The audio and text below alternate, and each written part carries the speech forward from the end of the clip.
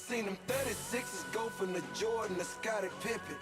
I ain't gon' let them play with my name, see Scottie trippin'. Now them winning, got a plug out in France, that's what I'm sippin'. And you ain't about to play with my name, y'all nigga trippin'. The man, yeah, the myth.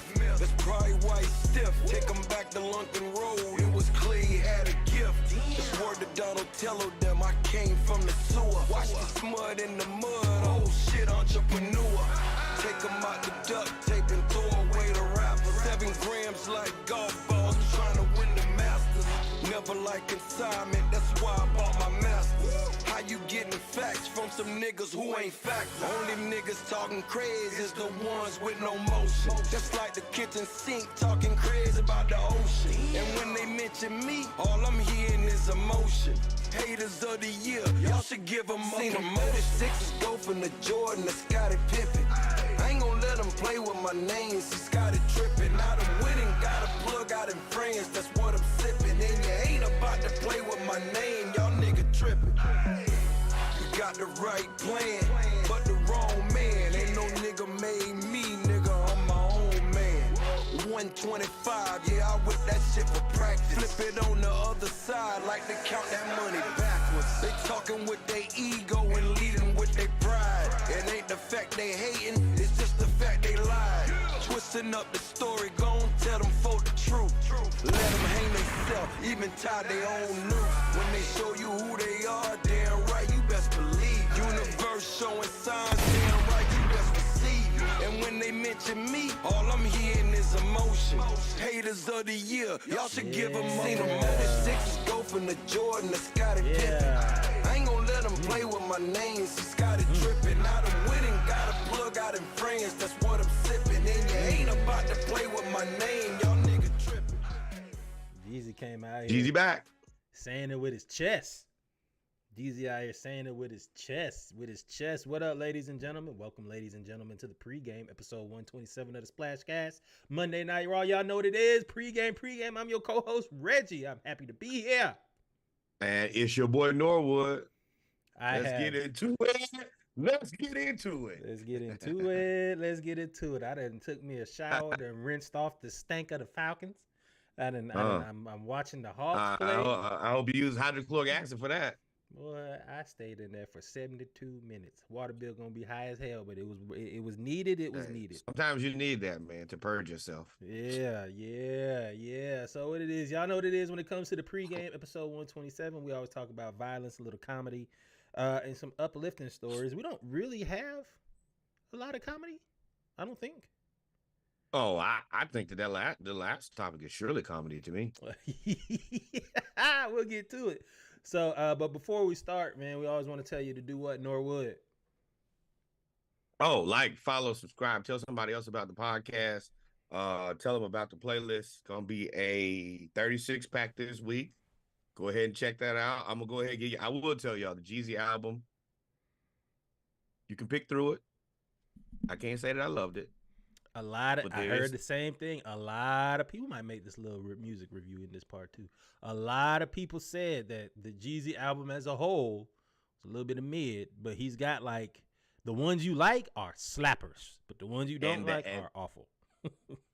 I ain't gonna say it's awful, but I think this is kind of where we are with music is people try to make music to accommodate multiple different types of people now.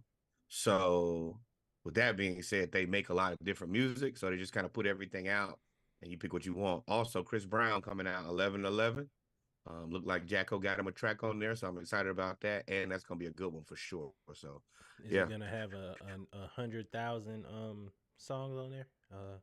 No. It's 22 songs, I think. Listen, I like Breezy. I like his music, most of it. But I ain't got the attention span to listen to a 60-something song dual triple disc album. I can't listen to no artist for that. Music. I can't do that. That money wise, I understand it, but I was like, look, I have to catch a EP. Yeah. Or you're gonna have to like break it down, listen, and you're just gonna end up picking what you like and then throwing everything else away, just like everything else. Not doing I wish people made one concise, like that's where I would give Astroworld and Travis Scott. Like that's one of the best most concise pieces of music. I think it like elite level from beginning to end, sequencing music. That's one of my favorites of all time. Yeah. So without further ado, let's get into the Splashcast pregame. Let's talk about Aaron Matson.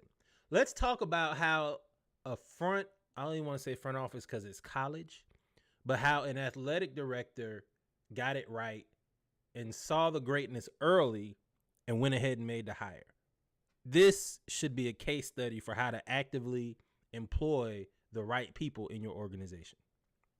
Aaron Matson is a 23-year-old head coach of the UNC field hockey team, and she's the youngest coach in Division I athletics. So what's the thing is, she played all 5 years at UNC. You know, you get the COVID year, so she's played all 5 years. She won 5 straight ACC championships at UNC. Smoking boots. Then she graduated, and the athletic director said, "Nah, we can't let you go." So they offered her the job, and she accepted it and became the youngest coach in D1 athletics. I want to say probably in the history of D1 athletics. And then she won a 6 straight. So she also won the ACC championship as a coach as well. 23-year-old coach. You got to be a special person to do this. At 23 years old, to run any program at any level, at a middle school level, is tough.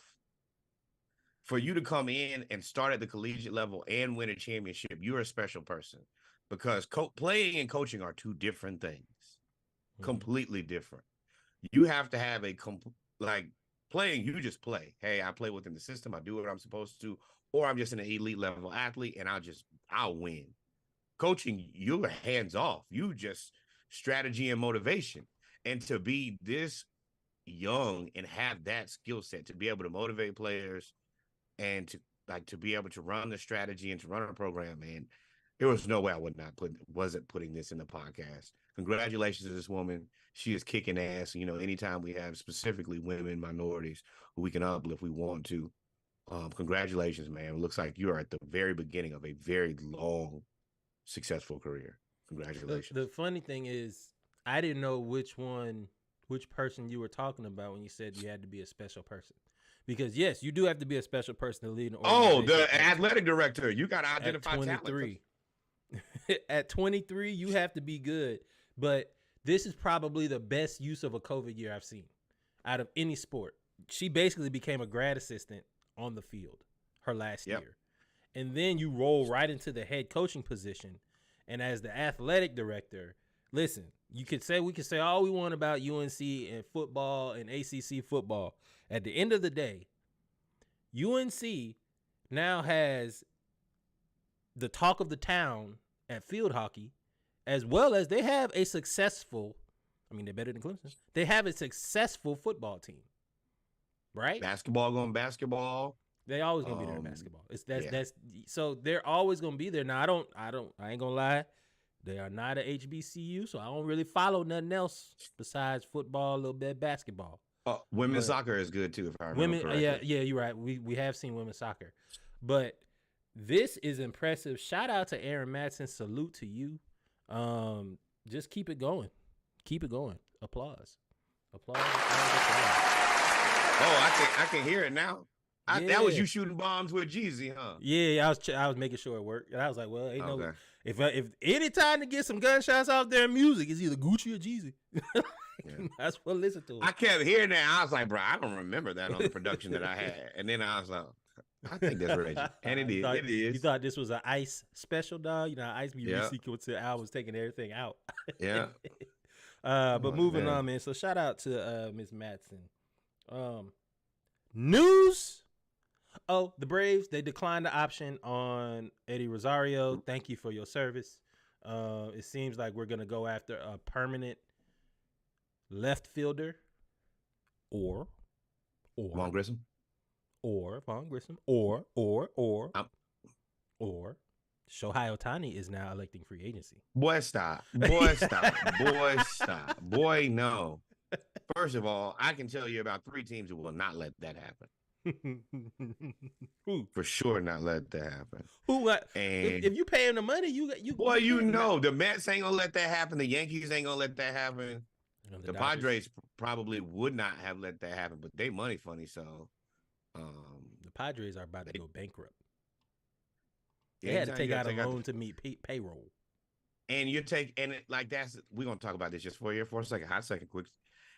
$50 million is both a lot of money and not a lot of money at the same time. For a baseball organization, it's not. Yeah, that's not a lot of money. For the way that baseball operates, $50 million is like supposed to be like 50,000.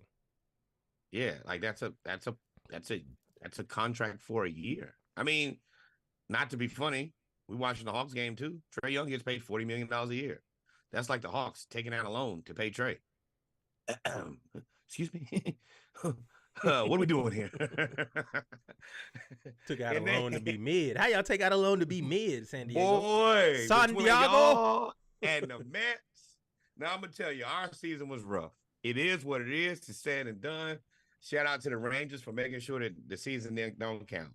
But for sure, yeah, shout out to them. I really wanted the Diamondbacks to win. So I don't know anybody who's a Diamondbacks fan. None. You got to be I know a lot of Rangers fans. I don't know. No. You have to be like 17 and under to be a Diamondbacks fan. You have to like the colors. If you're not from Arizona, you got to like the colors, and that's why you picked them and have never played baseball before. You're from Tempe or from Santa Fe? Germany. And I was about to say, even if you grew up in Arizona, you're probably not a Diamondbacks fan. It ain't really been like, yeah. But either way, there are like 4 teams that are not going to let us get Shohei. We're not going to spend the money on Shohei now. Do I think that it would be a great investment? Absolutely. But I'm realistic. And if we pay Shohei, I'm going to tell you, Ozzy and Ronnie will be on our necks. Then we would just have to spend so much money that we would have to end the baseball. We would be taking there would be no way, because I tell you what, Ronnie's MVP right now, and I don't know how you, but I mean I do know how you pay Shohei, because his agent is going to say this.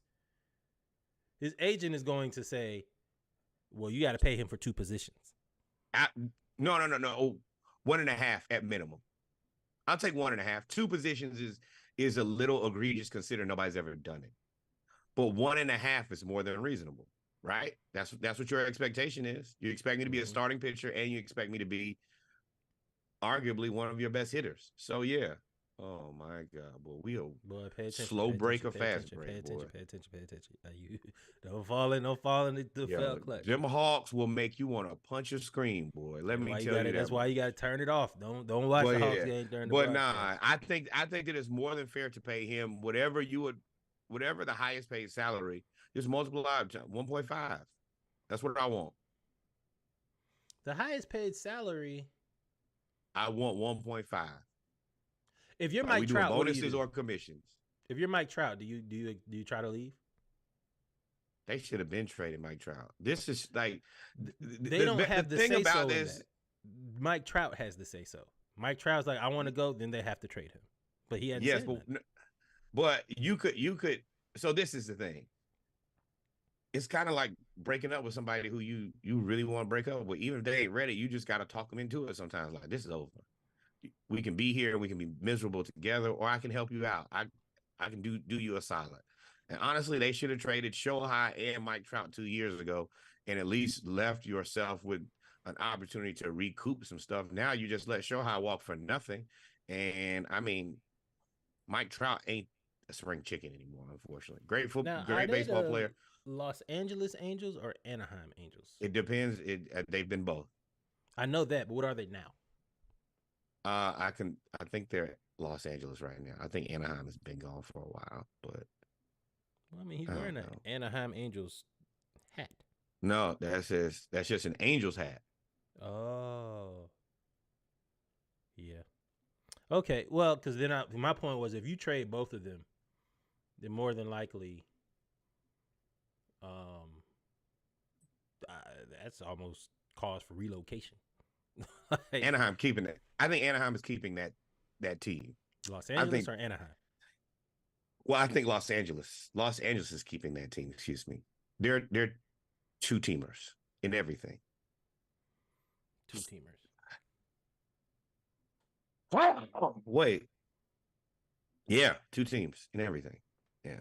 I mean, yeah, it's a big city. I mean, yeah. So, Shohei Ohtani, I believe he's about to break the baseball market. You're probably about to see your first. He's going to one of the teams that we hate. It's going to happen. $600 million, $700 million contract. You probably. I want $750. I want $750 because Aaron Judge got what, 4? Tati, all of them got. You're right now. You're at about 4. So 1.5 times 4 is $600 million. That's the starting. That's the bid. That's the start of the bid war. $600 million. Yeah. And I'm putting this out here to start this. I know, hey, you're not gonna be the only team to send me an offer, big dog. So just go. Don't even come in at the minimum. Do not even come. If you come in at the minimum, I'm gonna take that as a sign of disrespect. You don't want to earn. You just trying to satisfy the fan base at that point. We threw our hat in, and he said no. So I mean, he's gonna make somebody an instant contender because I'm sure winning is on his docket. The thing about it is he will not be eligible to pitch next year, but he will be hitting next year. That's the part that I think people haven't not accounted for with him. I think everybody's accounted for it. It don't matter. That negligent. When I say that, I was talking more about the layman, not because he's like, oh, he's out. He's not pitching next year. Yes, but he's still going to be probably the best hitter on your team. The designated hitter at minimum. And then when he comes back, that's why I said the Braves, because our bullpen was so up and down. Imagine if you just put Shohei in the bullpen. Like, he's designated hitter in bullpen. I don't know if you can do that. But, if he doesn't designate a hit and he doesn't pitch, he's in the bullpen. Like, he's always there. He makes everything better. I mean, one of the greatest one of the greatest baseball. Having Mike Trout and Shohei Ohtani and not amounting to anything is very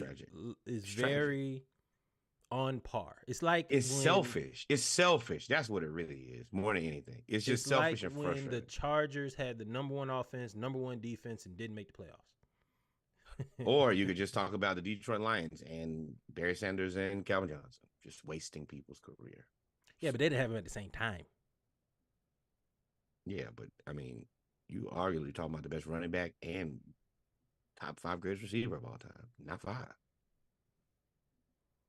But yeah, not us, not our problem. This ain't got nothing to do with us.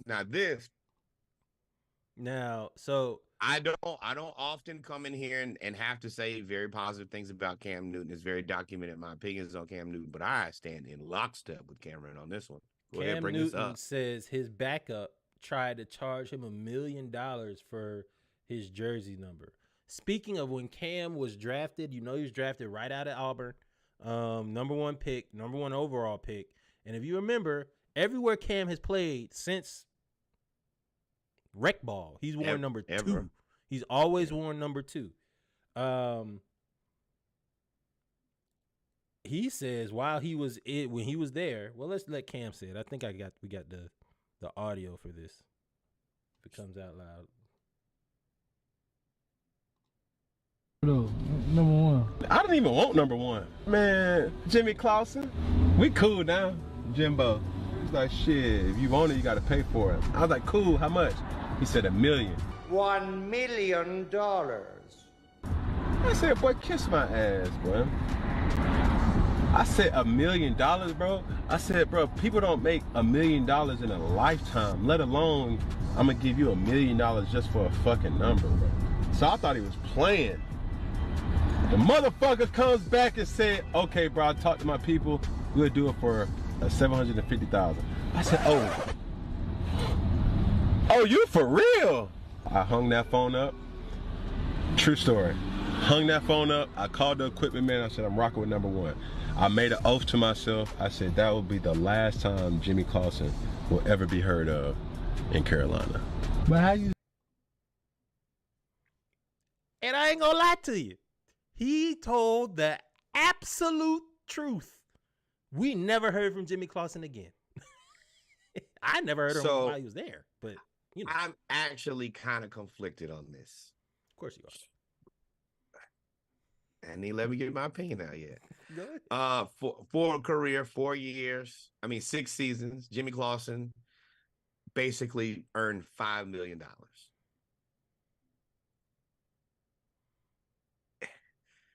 You probably should have came in a little bit lower so you could have got the money. But if you was only gonna make $5 million, then yeah, let me see if I get $1 million off of Cam. That would really help me out. So I get it. It was an aggressive negotiation, just too aggressive. So I'm gonna push back on that when you finish. Go ahead. And Jimmy, you were a Notre Dame quarterback, so you should have known that you were. As long as you weren't Joe Montana, it wasn't gonna happen for you, big dog. And I'm glad that Cam got him right on out of the paint. And don't tell people we cool now and then tell this terrible story about me. You gotta pick a side and stay there. Well, the side was already chosen when they got you up out the league, big dog. First off, okay, then Jimmy Clausen, you got to learn how to read the tea leaves. You got to learn how to read the writing on the wall. You are the quarterback, and they drafted a quarterback #1 overall, which means you are relegated to backup at most. We know how the backups work in the NFL. It ain't really about talent. It's more about, are you able to be there to help develop, or are you able to be there to basically be a coach on the field? At this point in the NFL, it's not really about talent. So if you know that this guy is going to be the franchise quarterback, you saw what he did with what's the dude? The dude ended up wearing #2 after Jimmy Clausen. I think it was Doug Johnson. No, it wasn't Doug Johnson. Doug Johnson was quarterback for Florida. No, it's multiple. But you know what I'm talking about. He was the backup quarterback. He ended up going to the Dolphins, whatever. Cam kept him in the league because he was like, yo, I fuck with him. That's my dude. Like, we cool. That's how you got to play it. So, yeah, you might have only made $5 million in your career, but you probably could have made another $5 million if you just played your cards right. You thought you was going to outplay the #1 QB. You obviously didn't take any type of investment class at all. No. Wherever the money is invested in is where it's going to be. I think he took the Denzel approach. Well, I'm going to leave here with something. Short-sighted. I'm going to leave here with something. Yeah, a pink slip. They got you right up on out the paint, big dog. They left you out there with a pink slip. So the only time you hear about Jimmy Clausen was when people want to make the Mel Kiper joke for a bad tackle. That is true. That is true, Sneaky. So I thought that was funny. Well, you thought that was funny. Cam Newton. I thought it was hilarious. And if we can learn anything, let your negotiation be aggressive, but let it be a winnable battle. Pick winnable battles. Oh, can I pause this? Can I pause it? Okay. Speaking of being aggressive and picking winnable battles, let me tell y'all something. Sometimes you got to know where you are. There are a bunch of bands and teams in college. Division I, Division II, Division III, 1AA, 1A, we call it FBS, FCS. Over 300 some colleges that play sports. If you go to an HBCU game, you've got to know.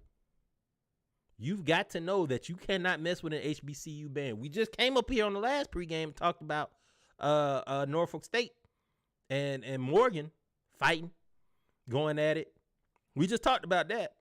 Now, this is another of not knowing where you are. This young man decided to go. It was Texas Southern versus Jackson State. And if you know about HBCU culture, you know that Jackson State and Texas Southern's bands go at it. Jackson State Southern and Texas Southern. Texas Southern's band director was Southern's assistant band director last year or 2 years ago. Jackson State and Southern always go back at it. So now it's kind of like they all go at each other. This young man, for those that are watching and those that are listening, young fool, I'm assuming he was inebriated, decided to talk some trash to the Texas Southern tuba while he was playing. And I just want y'all to show, and I want to show y'all what happens when you mess with an HBCU band. There's no sound? Okay. Well, right cook. We gonna rewind that. I want y'all to notice a couple things here. Number one, hit him 1, 2. That's 2. That's 3. That's the 2 for 3 piece. Number 2, I want you to stop right there. Stop right there. You see that bench? You see that seat? He got hit so hard that he was not sure exactly where his seat was. He had to look at the seat, put hands on the seat, look back at the person who punched him, and was hoping that man wasn't there. And then here come the band director, and he didn't have to do nothing to you other than say, "Hey, you should have been playing." I told you, son. The band director was the dad that came after his son knocked out your son and was like, "I told y'all stop playing. I told y'all stop playing." And went right back to playing the tuba like he played On Your Face. and kept going. That's the thing. And you know what's funny? This right here. There he is. Oh my goodness. Oh, they got multiple videos. See? Here's another one. They're talking.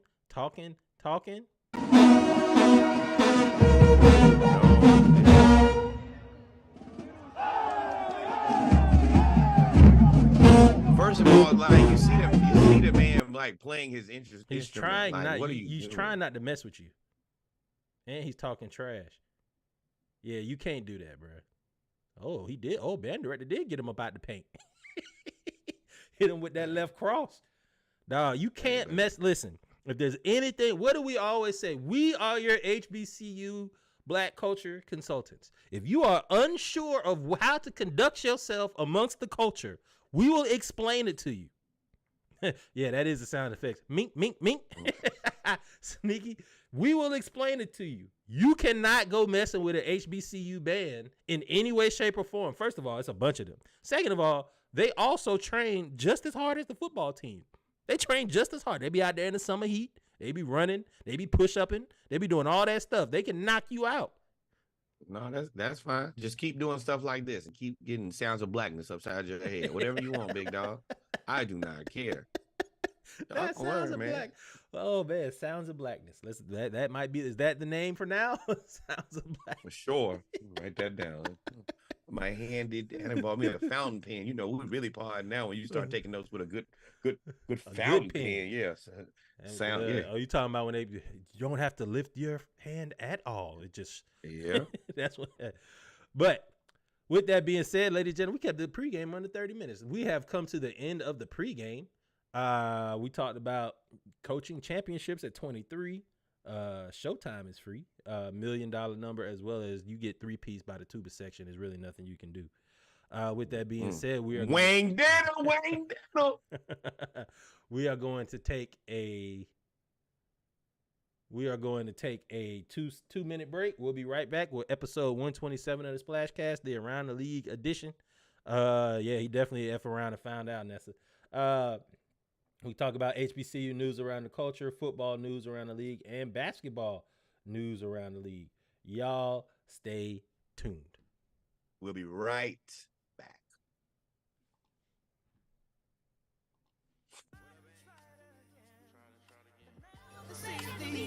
Let me talk to him. Tell me what's the use of holding on if we can't be friends. Hurt my heart when niggas I think solid don't be solid. Confuse me when they rap when they was really out here sliding.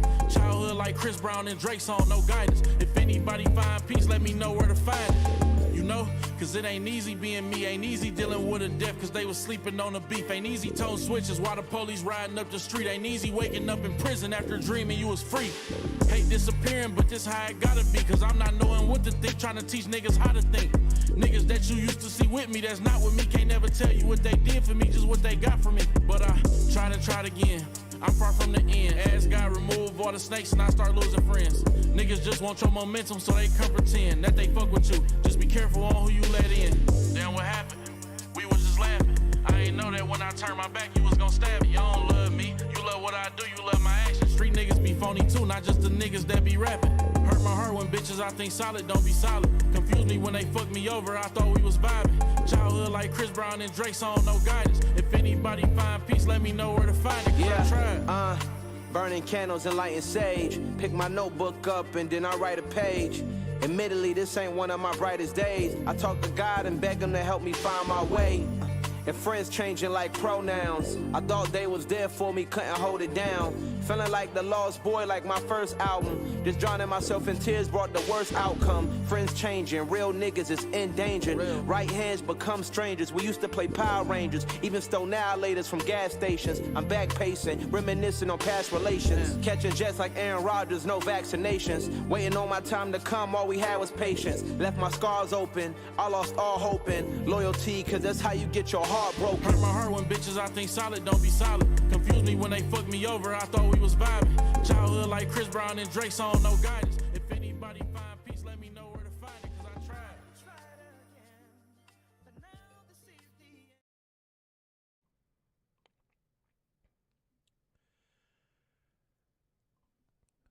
Welcome, ladies and gentlemen, to episode 127 of the Splashcast, the Around the League edition, Monday Night Raw. I'm your co-host, Reggie. I'm your co-host, Norwood. Our powers combined, we are your HBCU homeboys. Thank you for rocking with us on this Monday night. Got a little Jets Chargers, got a little Hawks Thunder, and you got us. Let's do it. Let's get into it. So for y'all that are tuning in, we appreciate y'all. We just finished up the pregame. If you're listening to this as it comes out on Spotify, Facebook, or YouTube, make sure you go back and listen to the pregame, listen to the Splashcast 36-pack, and the ATL edition that came out on Tuesday. Make sure y'all listen to all of that. So, y'all know what it is. When it comes to Monday Night Raw, we start out with our HBCU news around the culture. Got a few things we're going to talk about today. Let's get right to it, man. Let's get right to it. First off, happy homecoming to everybody. A&T had their homecoming. North Carolina Central had their homecoming. Prairie View had their homecoming. There were a couple other teams that had their homecoming. Boy, we finally hit a 3. November marks the end of homecoming season. Normally, you get October. That was supposed to be Black History Awareness Month. So let's get started right with it. First take, Shannon Sharpe and Stephen A. Smith are doing an HBCU tour. Hey, shout out to us, man. Y'all need us. We are your HBCU homeboys. That's what I'm talking about, Deion Hunter. See? Shannon Sharpe turned First Take up at his HBCU Savannah State. This was the first day they were there. Unc came out there ready to go. Turn up with the football team. Yeah. As you can see, he came out there with the pom-pom ready to go. Shannon Sharpe went to Savannah State. And shout out to my homeboys, Travis and Troy Nunnally, their father, RIP Maurice Nunnally. Shannon Sharpe actually broke all of his tight end records at Savannah State. He broke them all. Maurice Nunnally, great dude that ended up holding all of those records. And I believe he's in the Savannah State Hall of Fame, Sports Hall of Fame. I'm sure. So this was dope, man. They had, I like the way that they set this up. They had everybody in the shot. A lot of times with HBCU games, they'll try to spread them all out and around, and it makes it look like there's not a lot of people there. But if you actually put them in a concentrated area, and most of the time that they're normally selling out the stadium, similar to like the bowl games here in Atlanta when they decided to just close off the top. Well, that makes it look like everybody is there. And look at them. They had a good time. I see somebody with the, what's the lady? Joy. Not Joy Taylor. Jalen Rose ex-wife. Molly Karam. Somebody had the Molly Karam head out there. Shannon was tough. Shannon was out there though. He was having a good time. Look at Molly. I really appreciate the visibility. This is something that I think we're in dire need of. I think that HBCUs don't get nearly enough credit. There's not a lot of college game days going to HBCUs, and we know as people who frequent those type of things. I mean, I was just at Prairie View. If game day ever went to Prairie View, they would be like, oh my God, this is crazy. Because it is. Until you get out there and see it, you talking about all the RVs? It's not believable. That's the Southwest thing. But just like culturally, like when it really comes to homecoming, we really do homecoming. Especially this year. This seems like the first post-pandemic year where everybody came out. There was record homecoming attendance at every single homecoming this year. And every single one.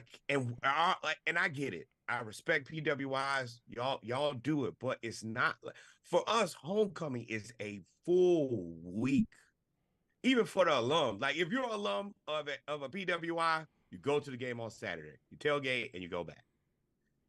If you an alum of an HBCU, you get down Wednesday. Wednesday for some of us early birds. Thursday is like, it's kind of tight. You like, man, I gotta get there by Thursday. It's just Thursday. And I'm not Thursday. Leaving, I'm probably leaving Monday. You know, when you have like family reunion and you have to go and you have the hospitality suite. That's what Thursday is. Oh. Thursday hospitality. We get there, we seeing everybody. We may be a little sober. We ain't gonna be just full blue out yet. But we're gonna be a little sober, depending on the time. If you do it right, there should be a hospitality suite really all weekend, but specifically Wednesday, Thursday, Friday. Yeah, because Wednesday, Thursday, everybody makes different moves. So once everybody you start making your moves on Thursday, Friday, whatever that move may be, you start making those moves, and then you normally come together for a party afterwards to tailgate the game. But listen, I'm so happy because they're also going to Central State. Now, Stephen A. went. Yep. I mean, they're going to Central State, even though Stephen A. went to Winston-Salem State. He has been embraced by Central State because they're one of the lesser-known HBCUs in Ohio. So, I'm excited that they're going to both. Shout out to Shannon Sharp. Huh? Wait, I think they're going to. They might be going to Winston-Salem. They might be going to Winston-Salem. Yeah, I think that's where they're going. Well, that makes sense. They were at Central State last year. I want to tell you right now, you ain't that. Yeah. Could you imagine we did that? Somebody else. Yeah, we're going to go to TSU because, boy, Hampton will have our. Well, I will say I'm happy that the alumni are doing things. And we talked about Hampton. I think Hampton's homecoming, they had the shop there, and they had people there as well, or part of the tour. So I'm looking forward to this. Capitalize. I think they gave away some scholarships. They gave away some money to the school as well. So shout out to First Take. No matter what you feel about Stephen A. and Shannon, they are doing it for the culture. So and we need to keep that at the forefront. The people who are the face for the worldwide leader in sports are both HBCU graduates, the HBCU products, and if you start there, you can land anywhere. Where's the chat? I know we got chat up here, no? But anyway, let's move on. Grambling soccer. Shout out to the Grambling State Tigers. The women's soccer team claims the 2023 SWAC Women's Tournament title. They call themselves Built Champions for Life. Shout out to them, man. I'm excited. I think they won the tournament at Prairie. The tournament was at Prairie View, which is like really cool that they had the tournament at Prairie View during homecoming week or right before homecoming week. I don't know if I'd have left. I'd have been there for at least a day. I don't know. I do know. Not me. Hey, I'll get back. Don't worry about it. It ain't that far. I will get back. I'll get back though, Rustin, for sure. Yeah, on my own times, on Houston my own or Rustin. No shade, just truth. Houston or Rustin. Well, okay, so this is the other thing. I'm gonna give y'all a little bit of game about Prairie View. Prairie View and Houston are not in the same city. No. It's the equivalent of Atlanta to Athens. Yeah. It's about an hour. Mm-hmm.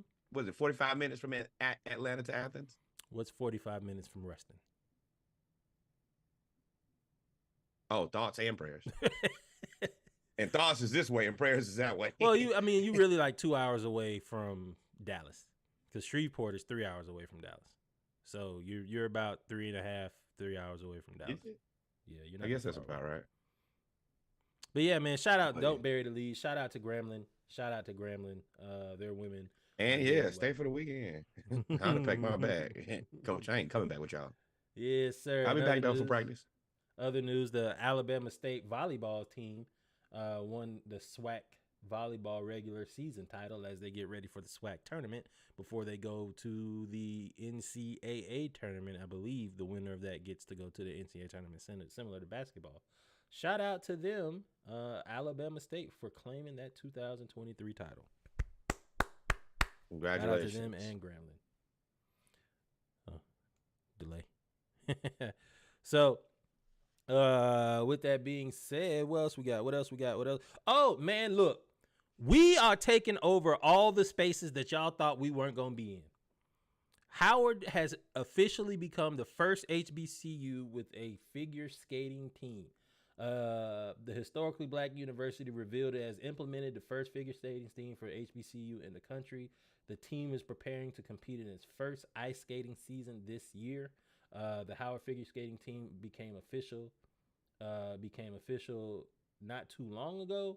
And shout out to the Howard Bison. I think they also got rugby. They got a swimming team. So they are competing with not just other HBCUs, but other schools in that area, the Georgetowns, the James Madisons, all of those schools up in that area that are PWIs. They now get to put themselves in those spaces and get those dollars, improve the school. Shout out to Howard, man. They obviously have a plan. Yeah, it's kind of like the same thing as a university. The more programs you can offer, the more people you can recruit. The more people you can recruit, the more spaces you can be in. So yeah, let's have a kick-ass swim team. Let's have a Fisk, who has the gymnastics. Those are spaces that we could win.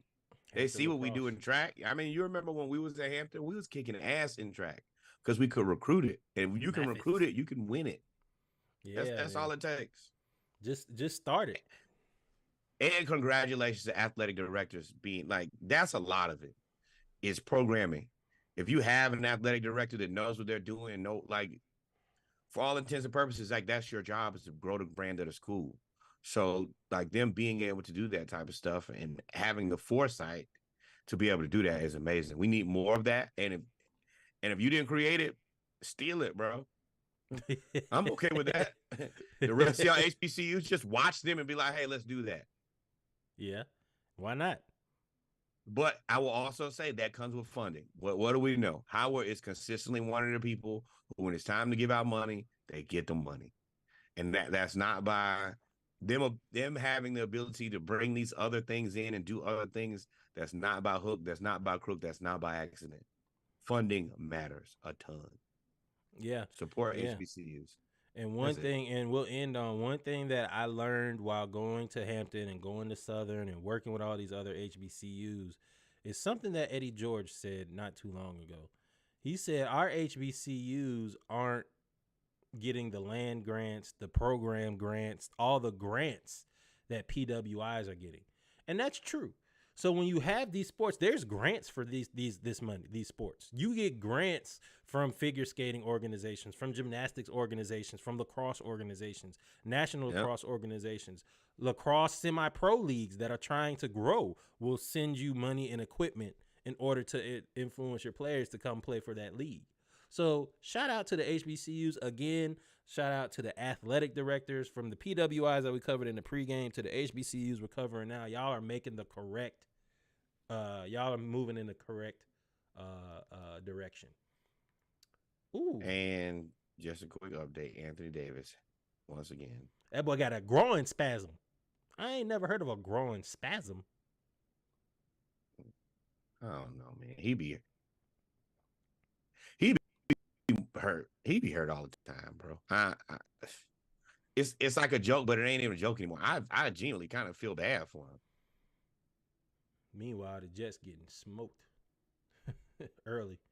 They ain't got no quarterback. Yeah, they don't. But, you know, it is what it is. It may have one, Aaron Rodgers, but we'll talk about it. Moving on to HBCU culture. Before we get to football, we got some more breaking news. Virginia State.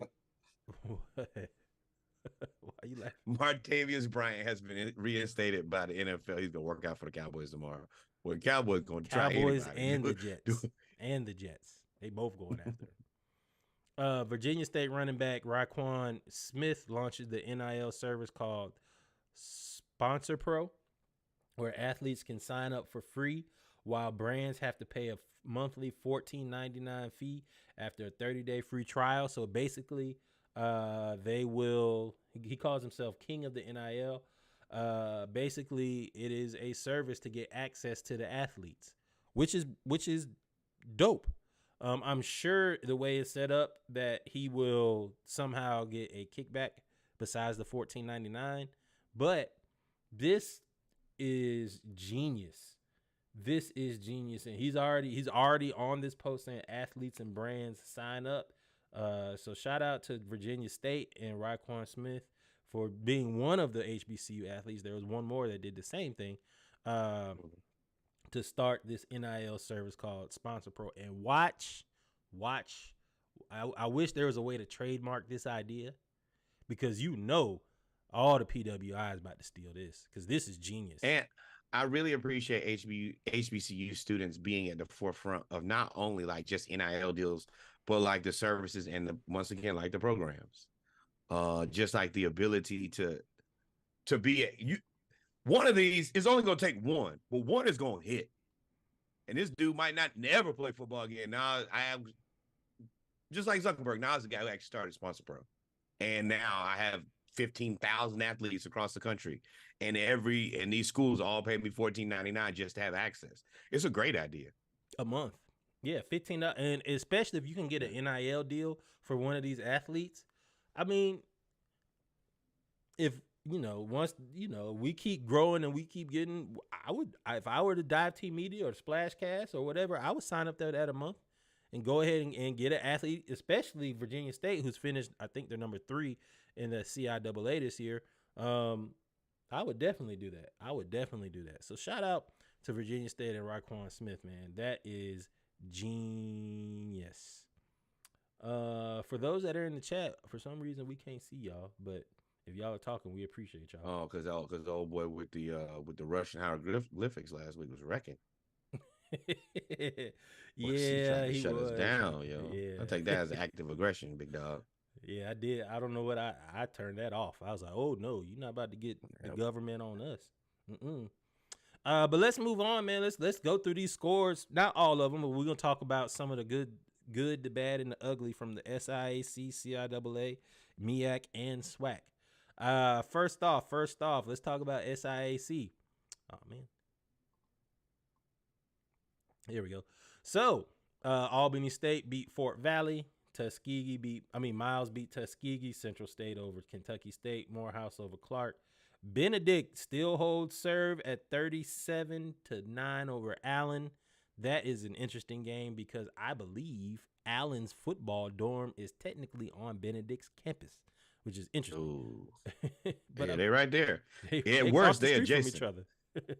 So then Savannah State got beat by Lane. Edward Waters beat Virginia University of Lynchburg last week. So shout out to the SIAC. And with that being said, because of those scores, we got a championship.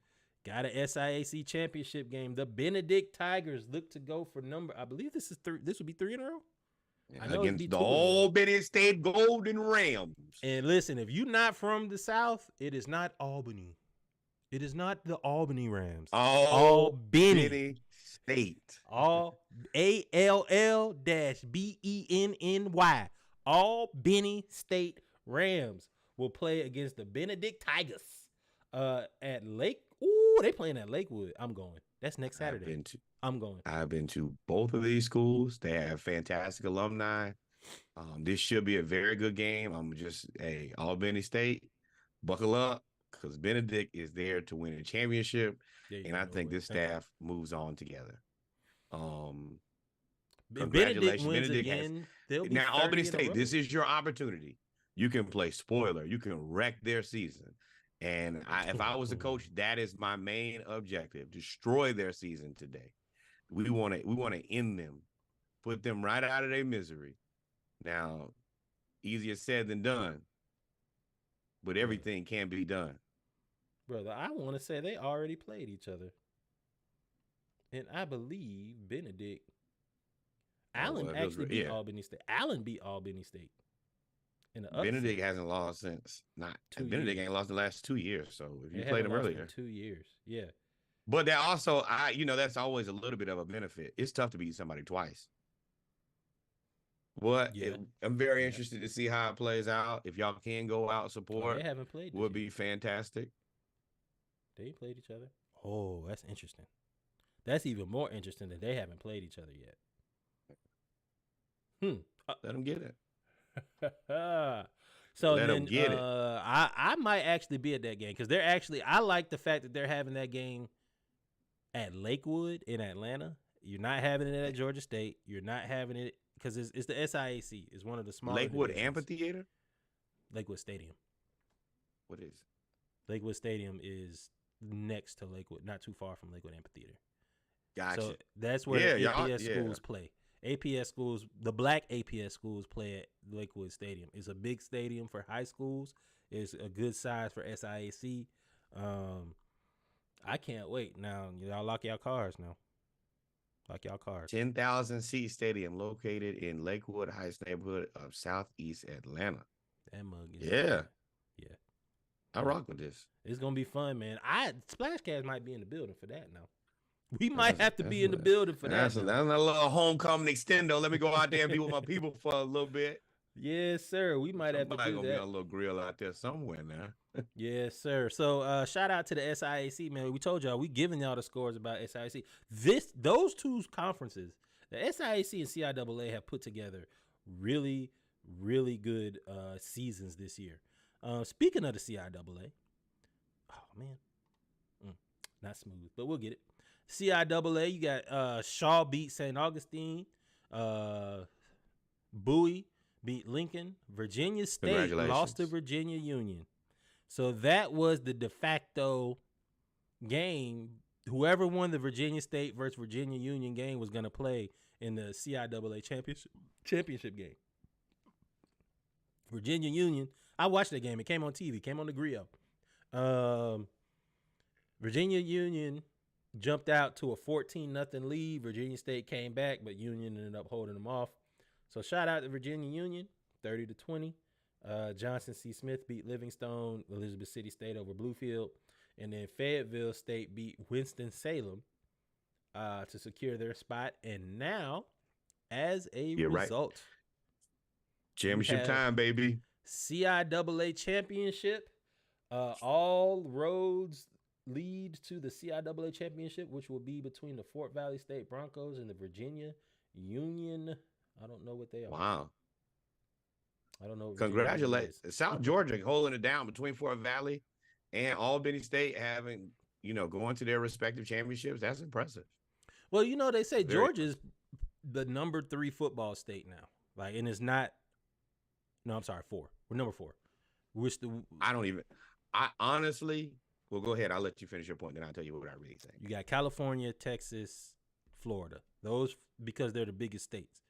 But outside of that, it used to be Pennsylvania or Ohio or Louisiana, not even Louisiana, but now it's Georgia. And Georgia is actually creeping up in terms of talent and production, and going to the pros is actually creeping up on California, which is interesting. I am a firm believer that if you look at per capita, Georgia is the best state in football, period. That's simple. I would say I would say Louisiana per capita. Maybe that is a very fair fight. I'm gonna get the boot. You gonna get a ton of respect from me. I'm not gonna talk crazy to y'all. I know what y'all do. I live adjacent to y'all. I know what y'all put out, and it ain't no joke. Specifically, Southern Lab. Y'all got it. I ain't gonna talk bad about y'all at all. And that is 100% what I believe. Louisiana and Georgia are just smaller states. But if you look at the amount of athletes that they put out, we should not be putting this many out. And the level of success of our athletes. One thing I will say, sure, Texas puts out a lot of guys. Well, a lot of those Texas guys fade. And I will say, like living here in Texas, it's very difficult not to be good here. Because you're going to get on the field. You should play every year. Most of these schools have 2, 3, 4 teams. Yeah, they got a ninth grade team, an 8th grade team, a 10th grade team, a JV, and a varsity. You typically have I'm not going to say typically, but some of these schools, you have a varsity A, varsity B, JV A, JV B. Then you have a 9th grade, maybe a 9th grade B. Yeah, you're going to just get infinite more reps because you'll find. If you can't make it on one of the 6 teams, then you need to just stay in school and study a whole lot. Play basketball. Do push-ups. Just stay at home and do push-ups. Soccer. Go wrestle. Get you a scholarship. One thing you can do. Go wrestle. But if you can't find yourself onto one of 6 football teams, then you don't get into wrestling. You ain't gonna make it. They're gonna run you out of there. I done seen a couple wrestling practices. Not fun. Yeah, wrestling ain't fun because you end up having to like run forever. Wrestling makes you run forever. Wrestling ain't fun. Like as much as football practice ain't fun, there are parts of football practice that are really fun. There's no part of wrestling practice that looks entertaining. The only thing that's worse than that is track. Just not running to get to the end. You crazy as hell. Let's move on to Congrats to all the track people, though. Y'all do whatever y'all do. Let's move on to the MEAC. I guess I should get the score if I can. If not, we'll just don't move everybody over. Anyway, Delaware State and Morgan played. If you remember Saturday Morning Live, we told y'all that this game wasn't gonna be no game. They won 24-17. Go ahead. Happy to see that Bowie bounced back and Morgan State after they had the tragic issues on their campus to be able to bounce back and win some games and kind of be able to make it out of all of that. Congratulations.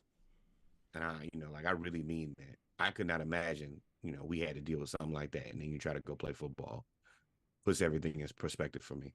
Mm-hmm. And shout out to South Carolina State. B. Howard. Don't you owe me some brews, brother? Yeah. Howard. You picked Howard on that one. I said Buddy Pugh was gonna get that win. They're gonna send Buddy Pugh out right. And low key, they are now 2-1 in the MEAC. I mean, they're not gonna catch Central. Central's 8-1, 3-0. Yeah. Scrolling on down, this game was closer than I thought it would be. Me too, boy. Me too. It was 28-10 at halftime as Norfolk State came out and showed some pride. Made it 28-24 going into the fourth, and then North Carolina Central put it away. I'm not surprised because we talked about Norfolk State. They did not defend homecoming, and they tried to make Central do the same thing, but Central's homecoming, they ended up winning. So shout out to the MEAC, man. I can't wait. It looks like you're going to get Central. Well, let's talk about that because I think we talked about it on Saturday for a little bit. If you're North Carolina Central, you are now 8-1. You are nationally ranked. Playoff. Playoff. You're undefeated in the MEAC. Should they go to the playoff where they are good enough to probably beat a team, even though they may get seeded like an HBCU get seeded, even if they're undefeated or have one loss, they'll put them at the last seed, so they play the number. Nah, do not NCAA tournament me, dog. Do not put me in the 64th spot where I gotta play against. Just put me right in there with everybody else, dog. So if they win and they go, that means the second place team, which looks like it may be South Carolina State or Howard, would end up going to the Celebration Bowl. Is that what it's called? No. Yes. Celebration Bowl. Yes. So I'm not against going to, if like you said before, I think we said on Saturday, I'm not against having the best SWAC team because the best SWAC team, we'll get to it, is FAMU. We talked about them clinching the SWAC East. If they win the SWAC, they're probably going to end up going to the playoff. And FAMU has said they're going to the playoff. They already did this before. They were like, we going. When they were in the MEAC, they were like, we not playing in the Celebration Bowl. So then you'll have the number 2 team, which would be the SWAC runner-up, which would be whoever is in the SWAC West. So let's figure out who that would be real quick. Go get the big chip. Got to prove you could play with the best. I agree, Sneaky. We agree. In the SWAC, Mississippi Valley State played Bethune-Cookman on a Thursday. Bethune-Cookman won 20-7 to get their first SWAC win. Good win for them. Good win. They're still rebuilding. They, as we told you before, they got devastated, and then you had the whole debacle with the coaching situation. But it looks like they are trying to get their season back on track. And as long as Bethune-Cookman can get back to being good, Bethune-Cookman and FAMU being good in the same conference is what the conference needs. You need a good Florida Classic game every year. Absolutely. And Bethune-Cookman won 20-7.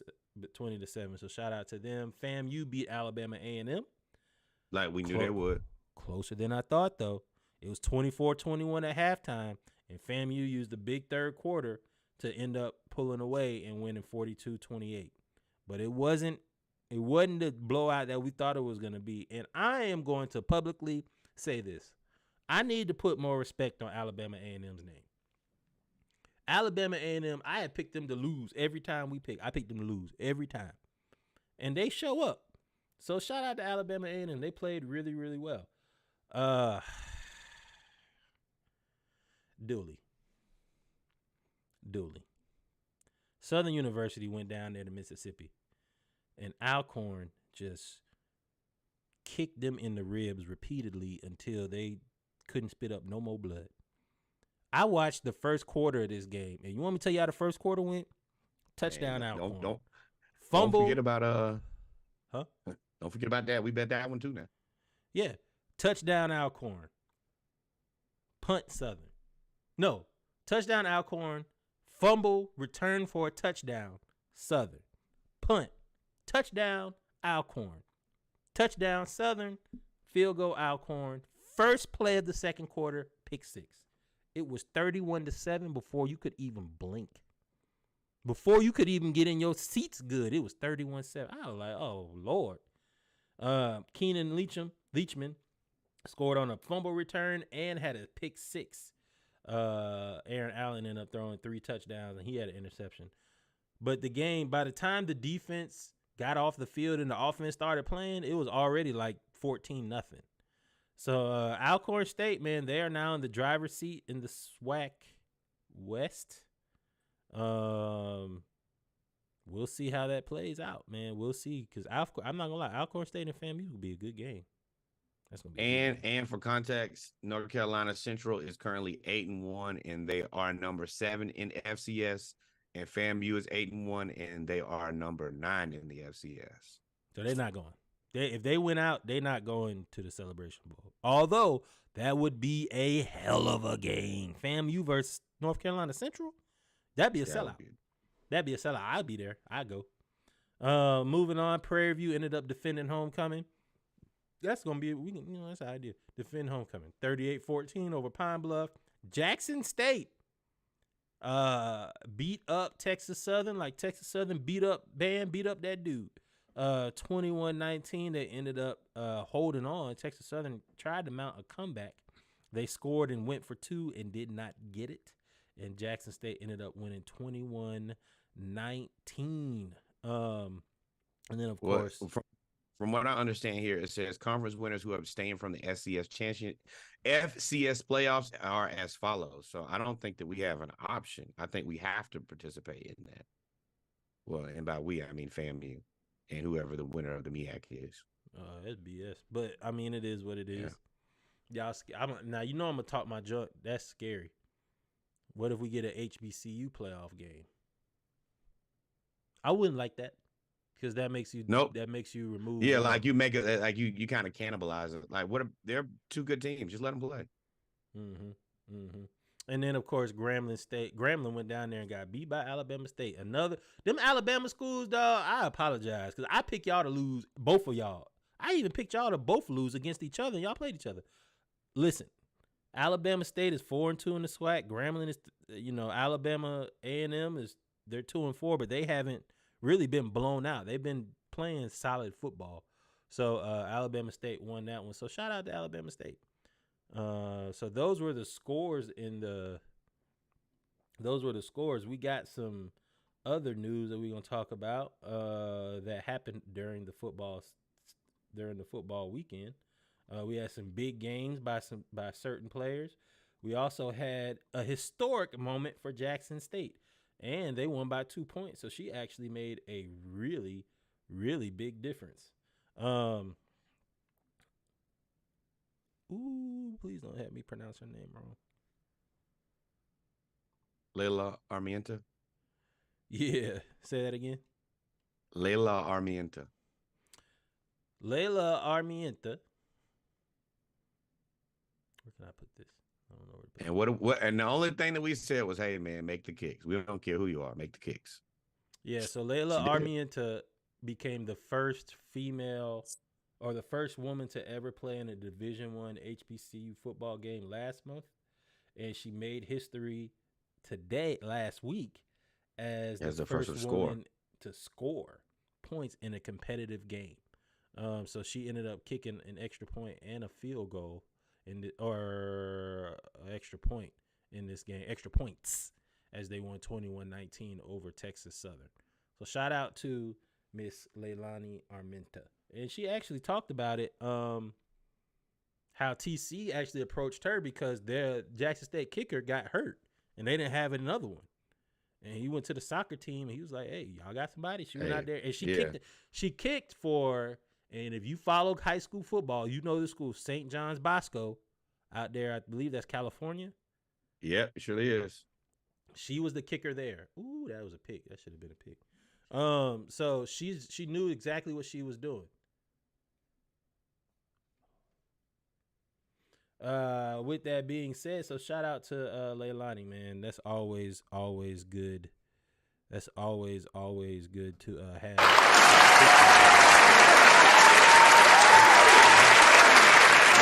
That's loud.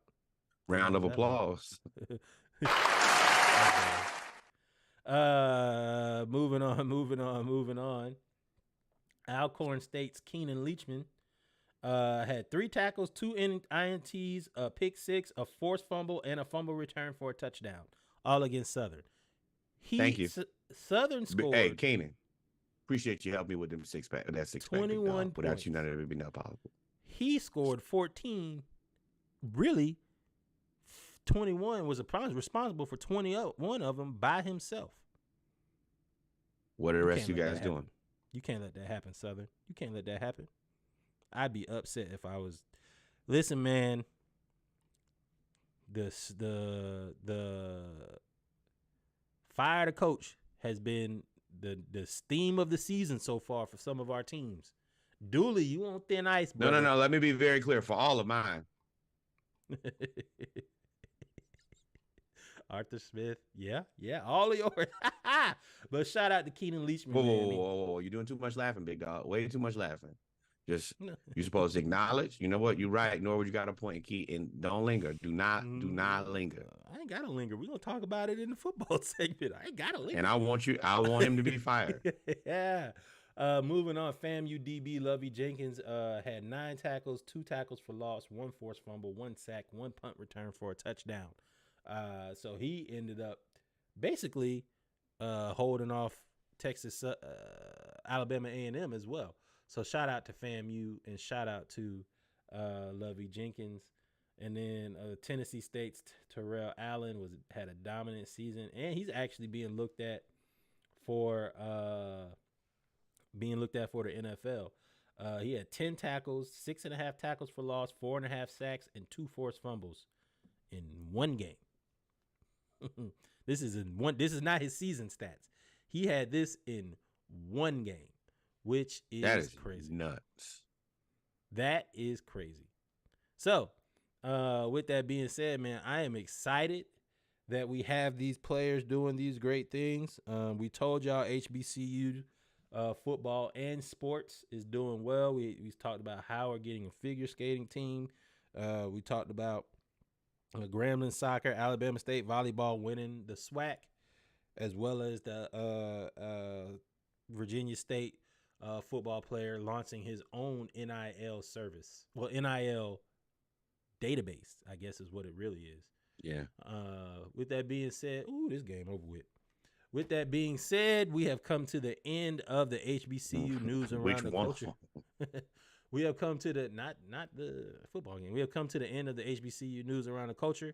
We're going to take about 2 minutes, and then we'll be right back with our football news around the league. Got a few things we're going to talk about in football, man. We have college football, some more gas station sushi, a lot of frauds getting exposed, and then as well, and a little bit of redemption. And then, of course, the NFL, where we talk about the 2 games of the week, as well as what happened in the rest of the. What was that?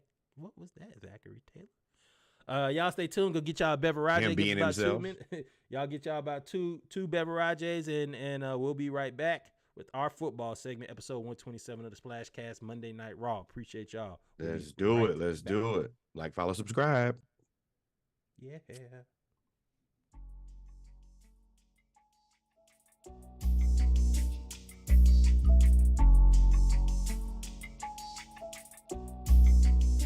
rappers on the. This giving the same feeling as suede ceilings and Rari. Seat on recline, blown out my mind. Creep with a Barbie. Out of town with a dope line. Had Nickies like Safari. Dime sold for 25 when I was yelling free Charlie. Had Hardy hats. Used to borrow, block them. I don't follow rats. Deep waters, I'm backstroking. You where it's shallow at. Before I made the family proud, I had a thing for Kyla Pratt. Wipe my body down after we done mine where your towels at. Some niggas use they lady taxes, then they act like rappers.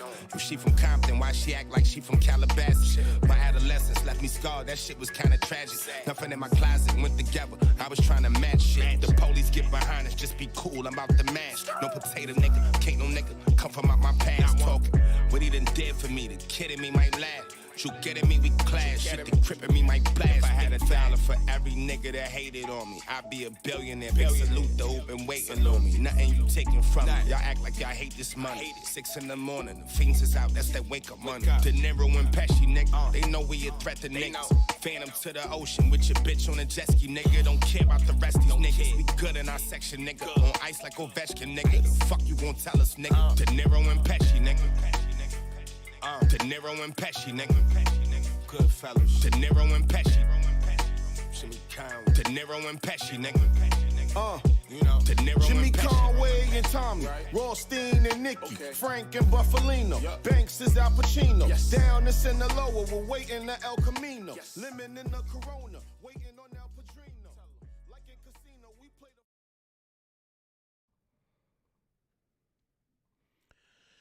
the. And we're back, ladies and gentlemen, with our football segment of episode 127 of the Splash Cast, Monday Night Raw, the Around the League edition. I got a few things we're going to talk about today. We are going to get right to it and start with the despair on Norwood's face as we start with college football. So, Nope. I am very, very happy that this season is starting to play out how I want it to. Knock on wood. You know, I hope that it continues for the Georgia Bulldogs. The Georgia Bulldogs. I don't hope that at all. The Georgia Bulldogs played host to the 7-1 or 8-1. I'm sorry, 8-1 Missouri Tigers. Scamothy. No, that team's not good. Go ahead. Y'all won 30-21. You did what you're supposed to. Y'all beat them, but you know that ain't real. Without Brock Bowers. This was basically the de facto SEC East championship game. If Missouri had won, Georgia would be in second place, and Missouri would be in first place because they hold the tiebreaker. But Georgia won, so now they have a 2-game lead with 3 games to go. Georgia Tech, Ole Miss, and Tennessee. So shout out to Georgia. It was a tough. We always struggle against Missouri every year, no matter if they're good, if they're bad. I don't know where this rivalry has started. If I'm Florida, I probably look at Missouri's head coach as my next head coach. Eli Drinkwitz is actually a really good coach. He plays really well. No, and well, okay, you stick with Sideshow Billy. That's fine. Nope. He can go too. First trip to hell. Peace, my guy. My boy. So shout out to them. And then normally this wouldn't be your game of the week, but because of the Pac-12 on its way out, being honestly probably one of the, or if not the best conference, you had Washington against USC, and Washington went into LA and won 52-42. And when I say it was a good game, it was a good game. And just like I said Washington has just enough defense to stop USC just a little bit. And I said USC ain't got no defense. And boy, Penix put on a show in LA, and they won 52-42. Now, that is where I actually give a little bit of pushback. The reason I give the pushback is you look at the score and you kind of immediately want to attribute it to Penix. It was really Caleb. Yes, the running back, Dylan Johnson, 26 carries for 256 yards and 4 touchdowns. 4 touchdowns. Longest carry was 53 yards. Now, USC had Austin Jones with 11 carries for 127 yards, but Dillon just doubled him up. If you really look at it, Caleb played better than Michael Penix Jr. in this game. And I think that's the reason. I know that everybody's seen it on social media. Kid was crying. He was heartbroken. He'd been carrying his team. He won the game last week for this team. They gave up 50 points last week. Then you come back and you get another 42 points and you lose by 10. We lose by double digits. And I got you 40. I got you 3 touchdowns. There's only so much that you can do. And it's no way he's returned to USC. That card is toast. I mean, Penix was 22 of 30, 256 yards and 2 touchdowns. In USC, he was 27, 35, 312 with 3 touchdowns. But I think Penix's stats could have been better if they weren't running the ball so well. When you run the ball, it was just killing on the ground, and you have control of the game. They scored 28 points in the second quarter. That's a knockout punch. Yeah, I watched that game, and they looked like I was switching back and forth between this game and the next game. We'll talk about LSU and Alabama.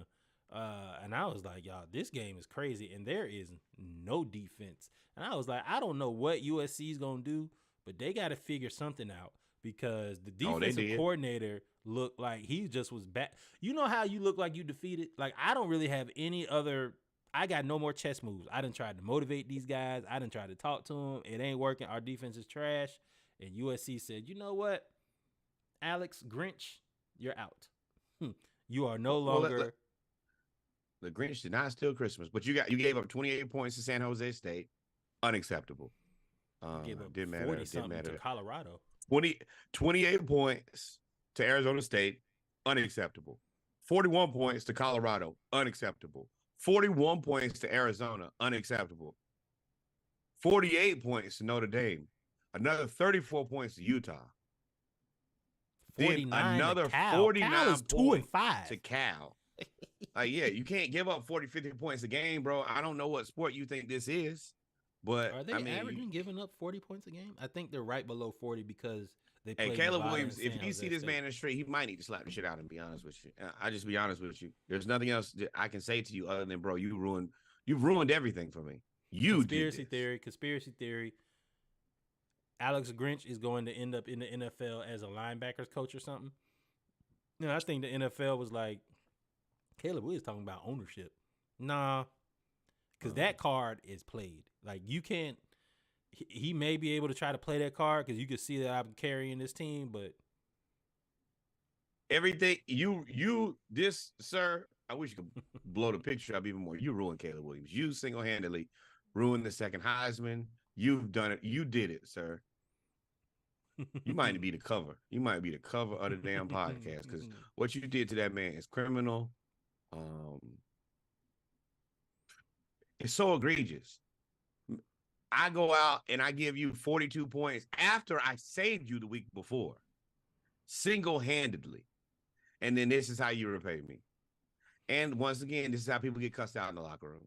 It ain't no way. I don't care how old this man, I don't care where he worked before.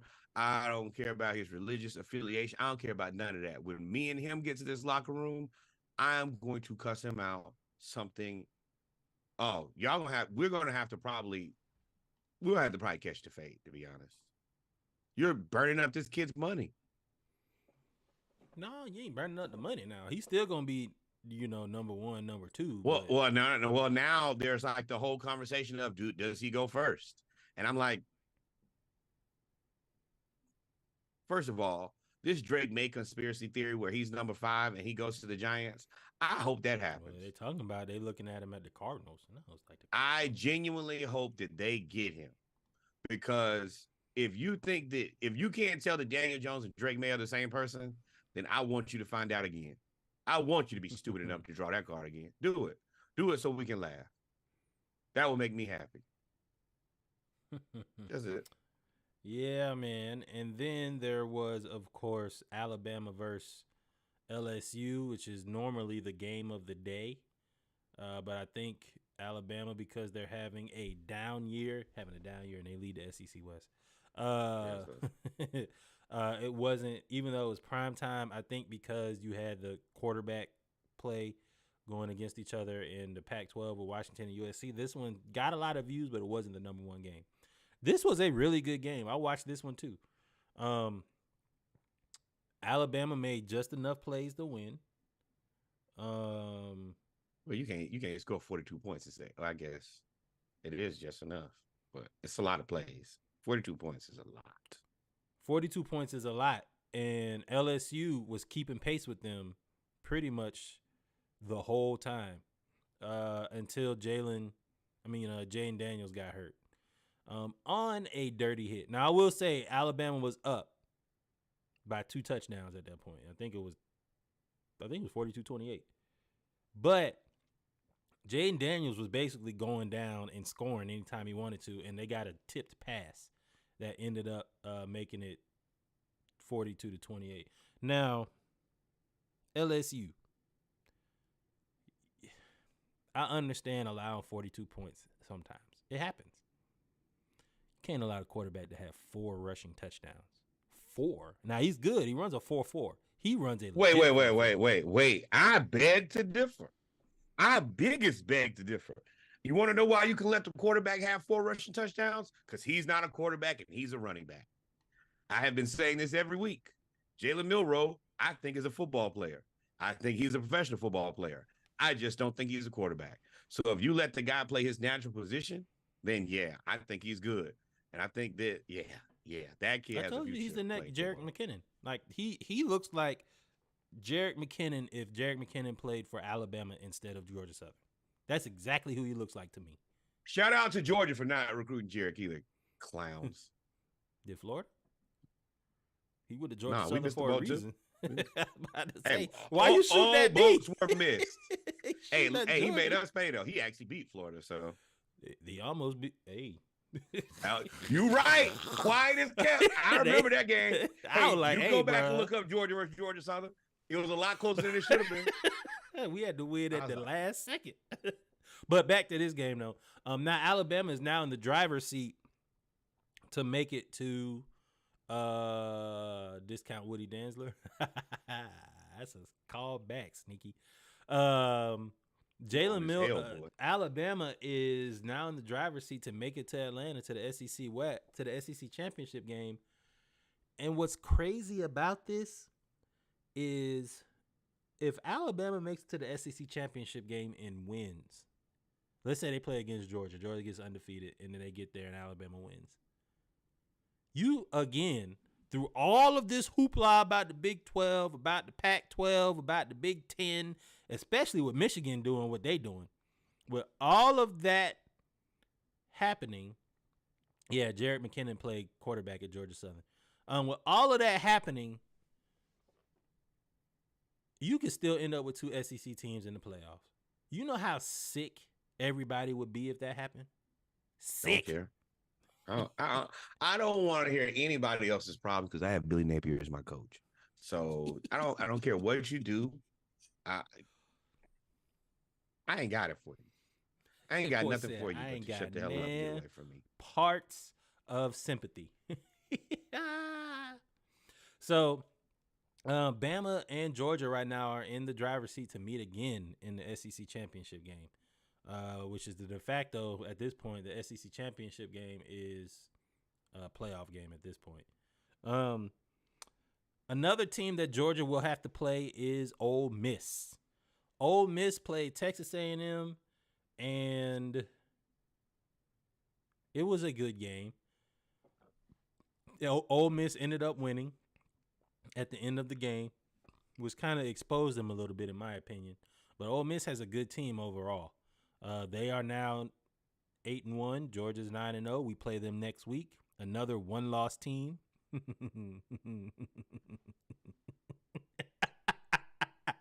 And it looks like our strength of schedule is getting better and better after everybody said it was awful. So not only did Ole Miss play Texas A&M and they won, but that's not what we really here to talk about. So I'm going to let this clip play of what happened between the Texas A&M defensive lineman and the Ole Miss offensive lineman. And I want you to tell me, I know it's illegal, And you're not supposed to do this. You're not supposed to end up hitting a man in the groin. D lineman hit for Texas A&M, hit the O lineman for Mississippi in the groin. It's not supposed to happen. But as you watch this video, right here, I'm sorry. And if you're not watching, we'll post the clip on Instagram. I'm letting you know right now, when this happens and a man, we playing football and you decide to stand over me in this position when I'm trying to get up, I'm swinging too. Pause if necessary. I don't, swinging in that position kind of crazy. No, hey, if you're gonna leave yourself exposed like this, then whatever happens, man, may the odds be fair in your favor. This is disrespect. Yeah, bow. I'm doing the same thing. You should have. If you're gonna do it, you should have went. I'm going. Yeah. Go ahead. You're gonna get. But he also threw another punch. Understand? There are 75 million cameras everywhere. You're gonna get put out of here.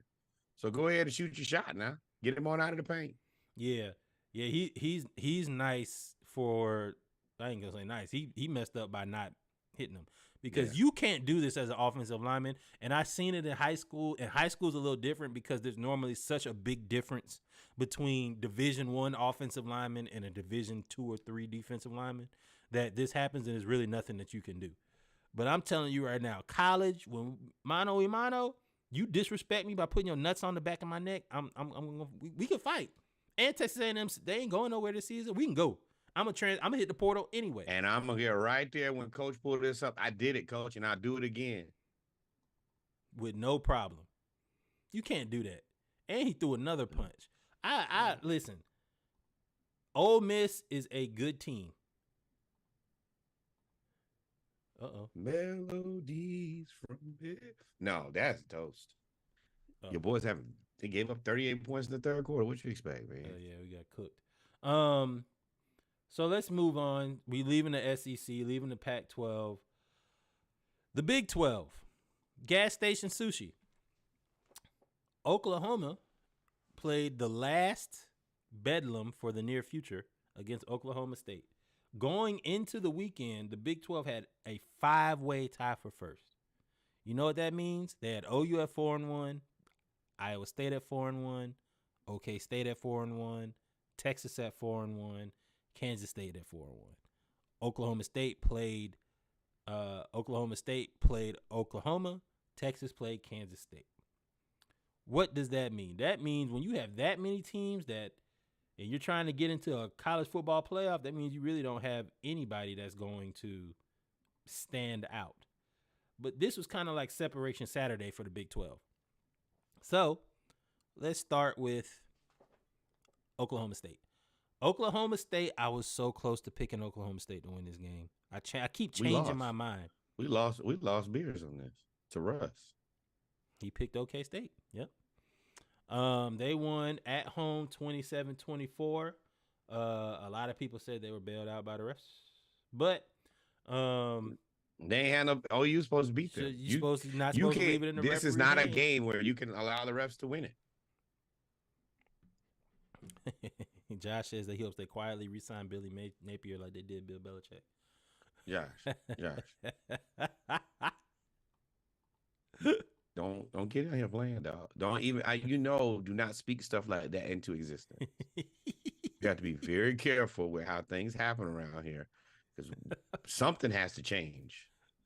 Or Reggie gonna start podcasting without me soon. I can't deal with this Florida.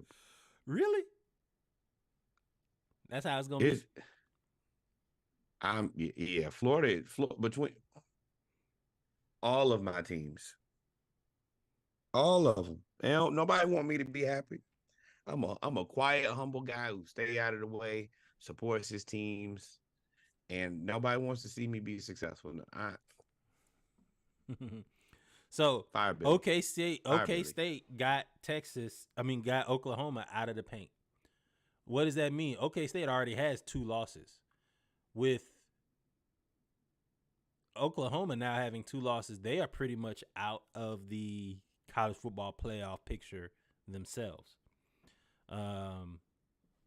Then you had Texas versus Kansas State. First off, this was the dumbest thing dumbest way to lose.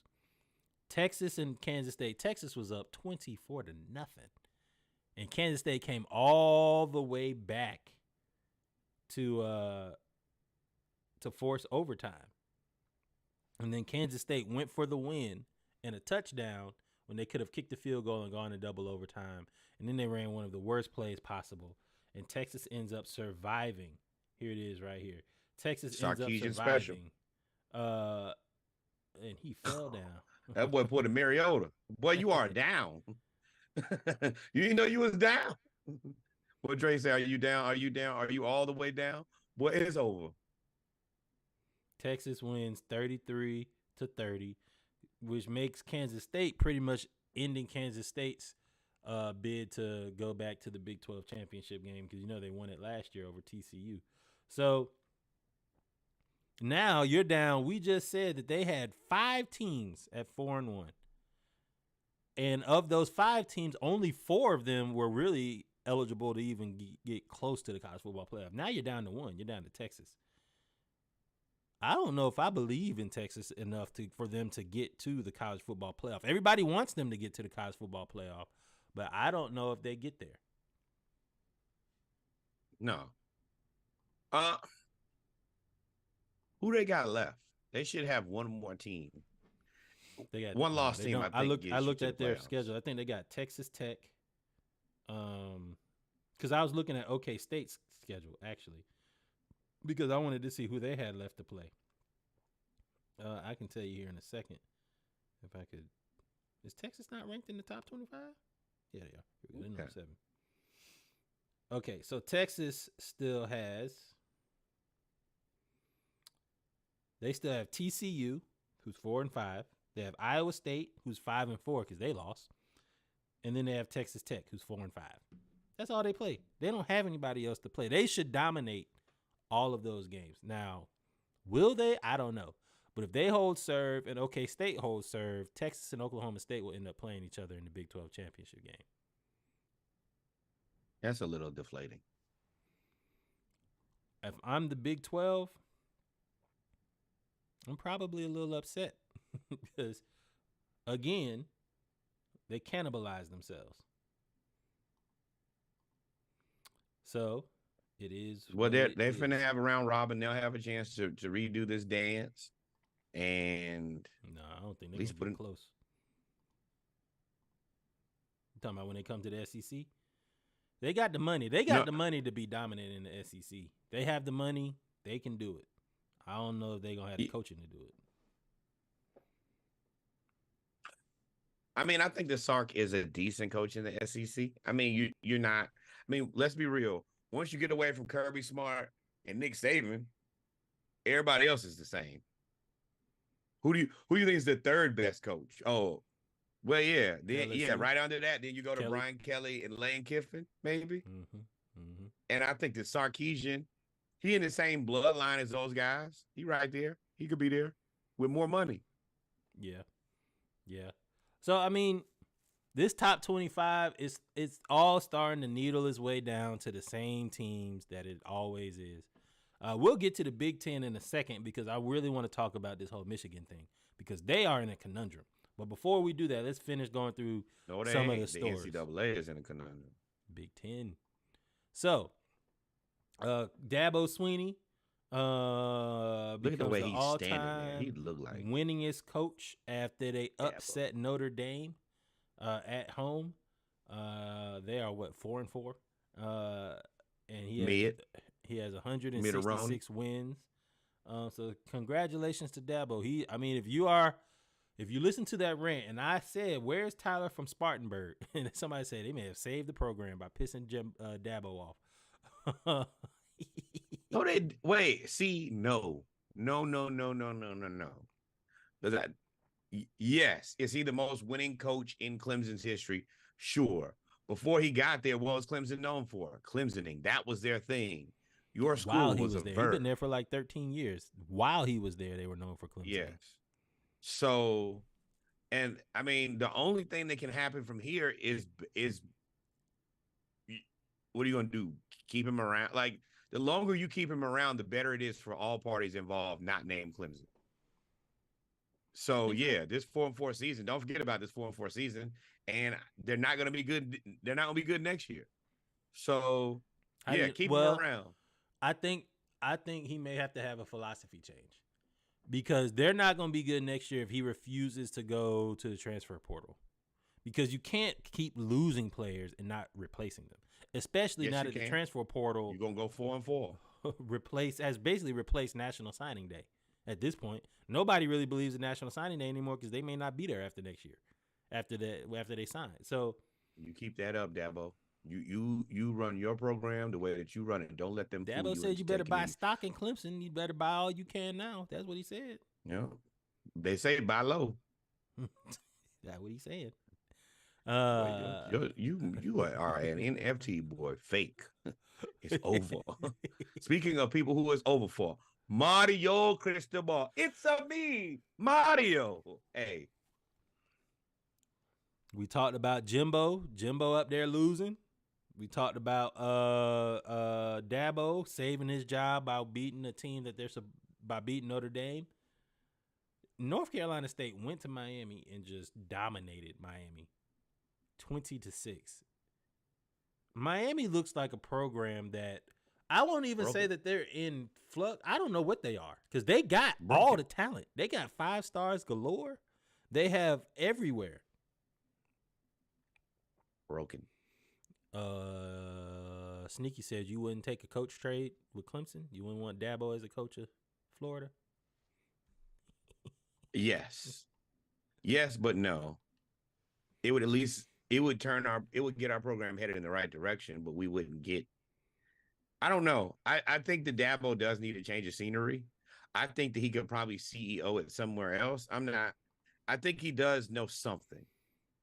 And I think that when he goes somewhere else, he'll be able to sell some kids on a new star.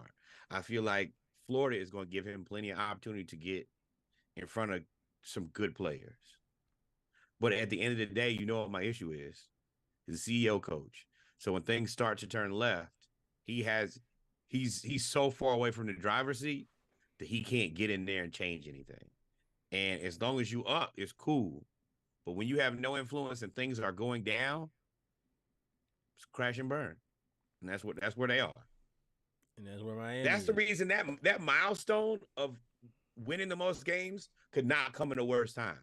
Because what are you going to do? You're going to fire the coach who's won more games than anybody else? Or are you going to keep him and let him be me? He got you 2 championships. They've been in 4. Like, for a solid 6 to 7 years, they were a top 3 team. And now they're having a bad year or bad 2 years. And what it is, you invested in DJ Uiagalelei, and it didn't turn out the way it should have. That curl ain't never curl right. So I think Miami is going to fire somebody, and I don't know who they go get, to be honest. I don't know who Miami goes and gets. Miami is such a tricky job, because no matter who you get, the expectation is there on day one. Because you have all the talent, and they just come from a win. Like overall, it's a winning culture. You're right. Probably they should have fired Cristobal after the Georgia Tech game. You definitely should have fired. That's the other part. Y'all need to. These schools, they're looking at, hey, I don't want to pay this guy, but the longer you wait, once you know that person's not your person, you need to just cut them and make peace with it. Yeah. Speaking of. This team right here is probably the best 3-loss team in the nation. Hey. I picked Arizona to win this game, and I said it. I said I don't really know nothing about Arizona, but one thing I do know is that they don't get blown out. They keep playing all of these teams really, really tough, and the way that they play football is they're a tough team. And UCLA, they matched up very, very well against UCLA, and that's why I picked them to beat UCLA, and they beat them 27-10 in LA. Chip Kelly, you let me down. I had faith in you. I wanted to believe in you. But also, sometimes teams just be on a heater. And the turnaround that they have had, and I'm not even sure if it's really a turnaround. They've been kind of playing the same way all season, but They got it going now, boy. Let me tell you. They're a young team. They got a lot of transfers. They got some from Oregon. They got some from USC.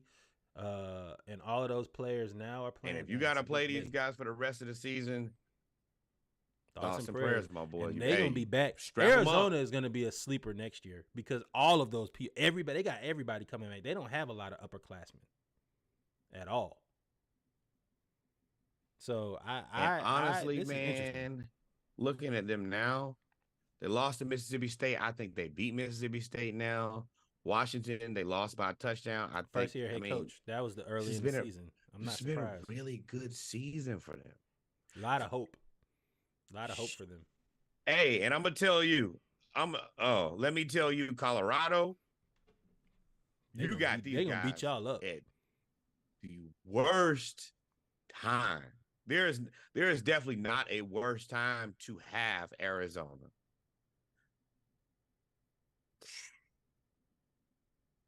Now, Dion, this is where I'm gonna legitimately send you a little thought. I'm gonna send you some thoughts and prayers here. This was not on my bingo card. I did not have any. I did not expect this to be a team that you really better. And it's late in the season. You got injuries. You got all this other. This is not the team. It's not the time to play this team. Nope, not at all. Yeah, sometimes the schedule just don't work out in your favor, and this is one of Speaking of schedules not working out in your favor, boy, I said, hey, Arkansas is a tough team. They're 2-5, but they were a 2-5 team in the SEC West. They had to play Ole Miss, Alabama, Texas A&M, LSU, already. That's a difficult schedule to play when you're mid. But I was like, going into Florida, they have a team that could beat Florida.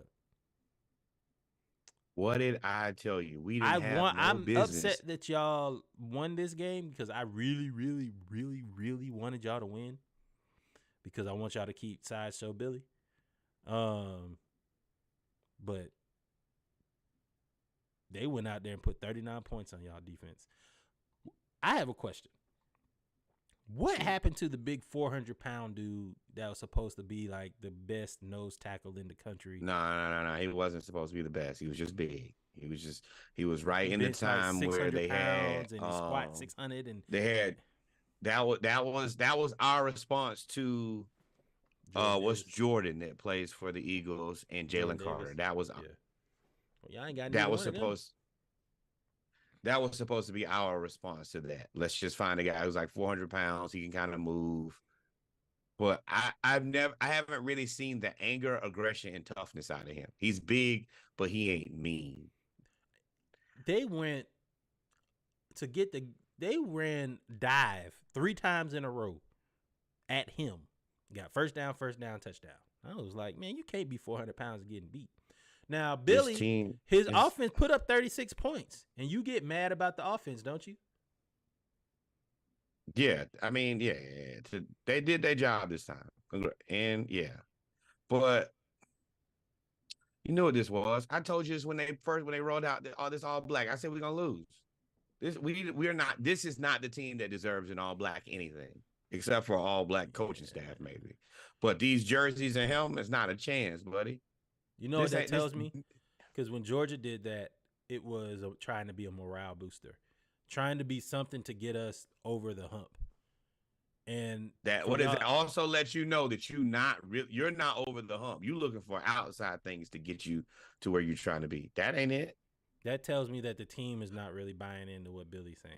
At least not the defense. Not at all. Whoever y'all defensive coordinator, I thought it was Grantham, but he might not actually be there anymore. Whoever y'all defensive coordinator is needs to go. Purge the whole thing. Just start over. Ricky, I hope that you're a Falcon here soon. Trevor Etienne, he is going to make somebody a very, very happy coach in the NFL. Graham Mertz, did work, Sneaky. Bro. Sneaky. Bring it off my line. I mean, I hate this. This team is such a because these players don't suck. The coach sucks. Well, And I do think that this helps close the door on him coming back. I feel like this is really at this point. You think that does close the door on him coming back? Because they talked about his buyout is $32 million. So if you buy him out for $32 million, and then you probably have to get a new athletic director because he's now gone through 2 coaches. Oh yeah, he's toast too. But this is the thing. Look at what we got left. We lost. Okay, we almost lost to South Carolina, who almost lost to Jacksonville State. We lost to Arkansas. Well, next up is LSU. We're gonna lose to them. They're gonna try to beat y'all by 100. Then we're gonna play number 12 Missouri. We're gonna lose to them. And then you know what we get? Y'all will beat Missouri. Y'all gonna beat Missouri. Y'all play them at home? Nope. At Missouri. At LSU, at Missouri. Then we get lucky and we play Florida State to end the season. So we play 14-12-4 to end the season. It's over. You know what's going to save Billy's job? Y'all going to beat Florida State. And you know what's even worse is we're going to lose out, which is always terrible. And that's 5 losses in a row. Now that will get you fired. 5 losses in a row will get you fired for sure. And do you think there's a world where we don't lose 5 games in a row?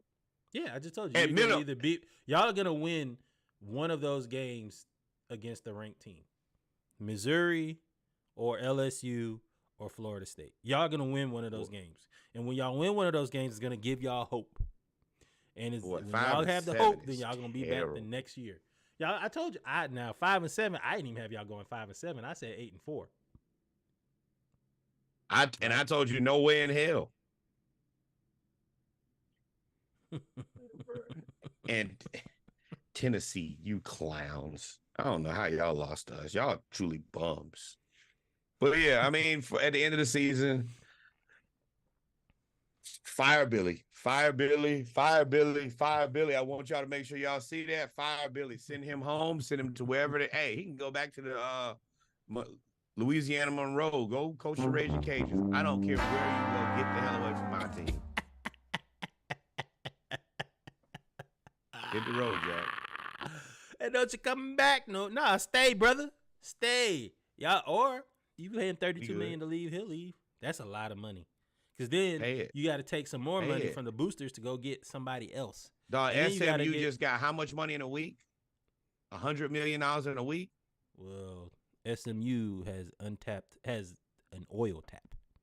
That's why they gonna forever have money. Florida got some money over there too. Now let's not do that. Oh, plenty. Now money is one thing that they don't have shortage of. And I'm not saying they have a shortage, but I mean they're not willing to spend it. I ain't gonna say they're not willing to spend it. They're trying to find. We've targeted the same guy 17 times in a row. Muschamp, McElwain, Billy Napier. Like, we want to find a guy. We're not looking for an established guy, number one.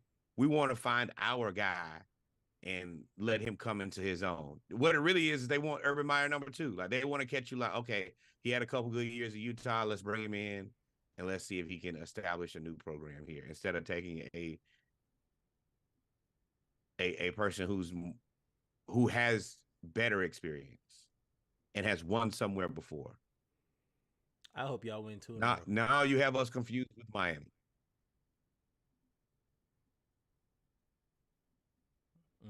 Dang, Trey. Well, ladies and gentlemen, we come to the end of the college football segment.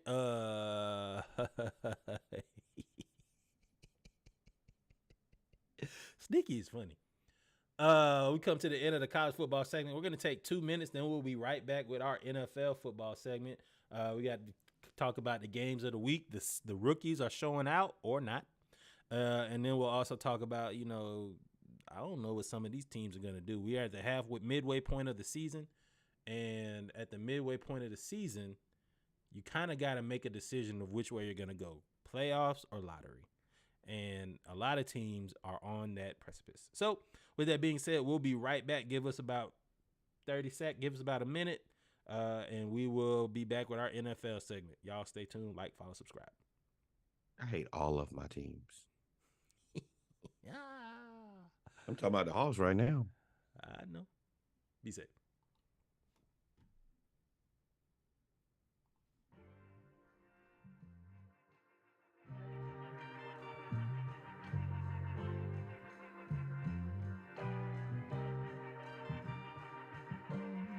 Running through the bands like a golden bear in 82. My homie wanna film it, that's not really what I came to do. Pulverized potato leather, varnished with the gravy soup. She tryna cut the raw vanilla denim in the Daisy Dukes. Another pair waiting in the wings, so no pressure if the surgeon get the yips and the patient don't fit his measure. Offset the cost of the purchase by dipping feather in the clarified butter and sticking 16 together. Go ahead, check the ledger. My numbers took a leap and the price of the brick followed. Wasn't with me yesterday, tryna link me tomorrow.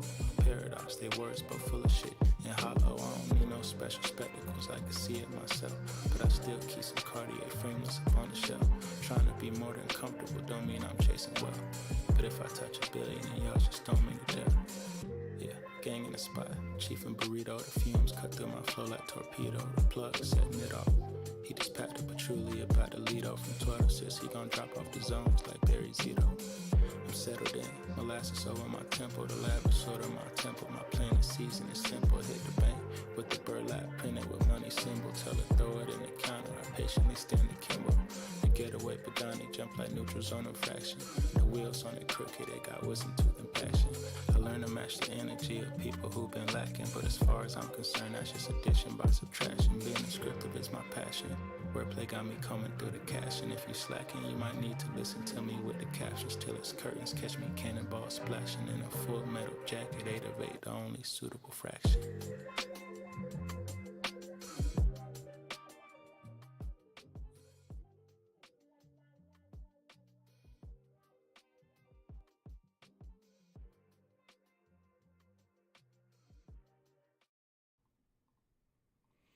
And we're back, ladies and gentlemen, with our NFL portion of our football segment. They called a foul too. Of our football segment, where we're gonna talk about this past week in the NFL. We're not gonna go over every single game, but we're gonna go over most of them. So the games of the week, in my opinion, I think everybody's opinion was the Eagles Cowboys and the Chiefs Dolphins in Germany. Start out with the Eagles Cowboys, man. So the Cowboys actually have a kicker named Brandon Aubrey, who played college soccer before being drafted by the Toronto FC. After spending 4 seasons as a software engineer, after being released by Toronto, he chose to pursue a football career and became the USFL's top kicker. And then he signed with the Cowboys and just set a rookie record with 19 field goals made in a row. It's a turn of events. It's not what I plan to do. This is not my mission, but here I am. Congratulations to this man. I don't know. I mean, you play for one of the most recognizable sports teams in the world. It's not your plan. You know, what do we always say? We make plans and God laughs. At the end of the day, pursue your passion. That's dope. It is dope, but it couldn't help the Cowboys. They lost 28-23. No. It couldn't help the Cowboys. No, that boy Reggie said congratulations. I know it's a blessing. You've been fantastic. Bow, bow, bow, bow, bow. So the Cowboys ended up playing the Eagles in Philadelphia, and I'm not going to lie. The first game between these two teams was so bad. The Eagles beat them so bad that I thought that this wasn't going to be really as close as it was. I will say this. The Eagles won 28-23. The Cowboys should have won this game. The Cowboys should have won this game. CeeDee Lamb finally played like the receiver he thinks he is. Michael Gallup showed up out of nowhere. And when I say nowhere, out of nowhere. Now, I will say, Jerry, you might need to put in a class action lawsuit for fraudulent to Brandon Cooks because he has been invisible all season. But you should the defense. Jerry deserves that. Jerry be trying to he'd be trying to hit a lick. He don't never. One thing I've noticed about Jerry, I for mean, a how you person think he spends became a a lot of billionaire? money, he cheap. He's very cheap. And this is what you get when you try to find something on consignment. Yeah. Now the Eagles, I mean, the Eagles, I think, got exposed in this game a little bit because the Cowboys' offense isn't as great as you would think. They need a running back, which they didn't make any moves. They probably need a receiver. They're looking at Martavis Bryant, but they need another receiver. But they played well. A.J. Brown is just a man. Devontae Adams made a crazy catch. I mean, Devontae Smith made a crazy catch for a touchdown. And the Cowboys, basically, they had Dak Prescott on the 2-point conversion. He stepped out of bounds before running into the end zone. Then he had a pass that would have scored on 4th and goal. That would have put them ahead. The tight end caught the ball and they tackled him 1 centimeter before. First of all, and I'm not caping for the Cowboys, but Cowboys played a hell of a game, man. I'm not gonna sit here. They should have won this game. I've seen a lot of people really just dog the Cowboys out. Have they done that in the past? Yes. Have they cowboyed it? Yes. Was this an iteration of that? No.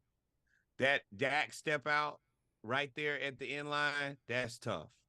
The catch that was right there on the end zone line, and the ball is just a little bit out, like not in the end zone. That's tough, man. I'm sorry. It wasn't the Eagles. It was the 49ers that beat them 42-10. I apologize. My bad, Sneaky. You're right. Cowboys played a good game. Cowboys played a really good game against one of the best teams in the NFL. That's what I want y'all to get from what I've taken away from this game. The Cowboys proved that they belong in the conversation. They belong in the conversation. Yeah. I think a lot of people were doubting them after that 49ers game, after they barely beat the Chargers. I mean, they took down the Rams that didn't have anybody. You know, they didn't look that impressive, but you know, playing the Eagles 28-23 in Philly, this sets up for a great second match between these two guys and possibly in the playoffs. Because I think Dallas has the talent and the schedule to make the playoffs. The Giants, the Panthers, the Commanders, the Seahawks, the Eagles, the Bills. Ooh, wait a minute now. Yeah. Eagles, Seahawks, Eagles, Bills, Dolphins, Lions, Commanders. Now, y'all they got to win. But Dak looked like he's finally starting to get more confidence in himself. Ooh, sack fumble. The Jets defense is crazy. But the Eagles, Jalen, they're very unstoppable when they're 100% on it. But they look like they lost their, was it Dallas Goedert? They're very similar to kind of Georgia, where they're winning these games, but you see how, and there is a world where you can lose a game. You're not looking unstoppable. Not anymore. But you're looking. You don't look unstoppable, but you look like you have a team of guys who have played, and they don't freak out. And a lot of that, if you get into a tough situation, a lot of these players freak out. I mean, we saw Desmond Ridder kind of do that at the end of not this game, but the week before. He was just shell-shocked. He was unplayable a lot, and he's not the only person to do that. Mm-hmm. But these guys, they just like, all right, well, things didn't necessarily go my way. Maybe I could have done something better, but we're gonna keep playing football, and that's a testament to good coaching and to experience. Yeah. The Eagles seem to be the team that is always making themselves better, and it looks like there's an arms race between the Eagles and the 49ers. The Eagles add somebody, then the 49ers how they can keep continue to get these players. I I know my little piece of team. We can't get nobody or nothing. Now, shout out, we did pick up Streets. He was actually a good pickup. But from the Eagles. The pickup, like we're picking up leftovers. These people picking up are Jack getting... of Spades. We picking up the 10 of Spades. They picking up Yes. King. You be like, y'all got Chase Young to add to Nick Bosa, to add to Hargrave, to add to Armstead. Like, come on, bro. It can't be everybody. Y'all can't have everybody. Everybody? You know who Chase Young is on our team? Bud Dupree. A young Bud Dupree? No, just the fact that, all right, well, you're not really the primary focus. You're just kind of an add-on guy. We just need you to do the best you can with what you got. But ours is Bud Dupree, and then theirs is Chase Young. It's just, I was about to say, Bud Dupree is actually supposed to be the guy, the rushing. Exactly. But I'm saying think the Chase level Young is supposed to. They're Jag, because they're both technically at this point, as far as I'm concerned, until proven otherwise, both Jags. But that's a high level Jag. Ours is a mid to low level. He gonna get 5 sacks in 5 games because he's gonna be is single. You can't double team nobody. You can't double team them. And he's not even like. I would say he's probably no moves. He's going to be the 3rd or 4th guy in that lineup. So you're not going to be able to double him because you're going to put him out there with Bosa, and he's going to wait for somebody else to be tired first. That is where we hoped that Zach Harrison was going to be able to be like, oh, okay, now got you a little tired, and then just bull rush him or beat him, like. Yeah. Throw your technique away, just get it done, basically. So that arms race between the Eagles and the 49ers, man, it keeps taking an interesting turn.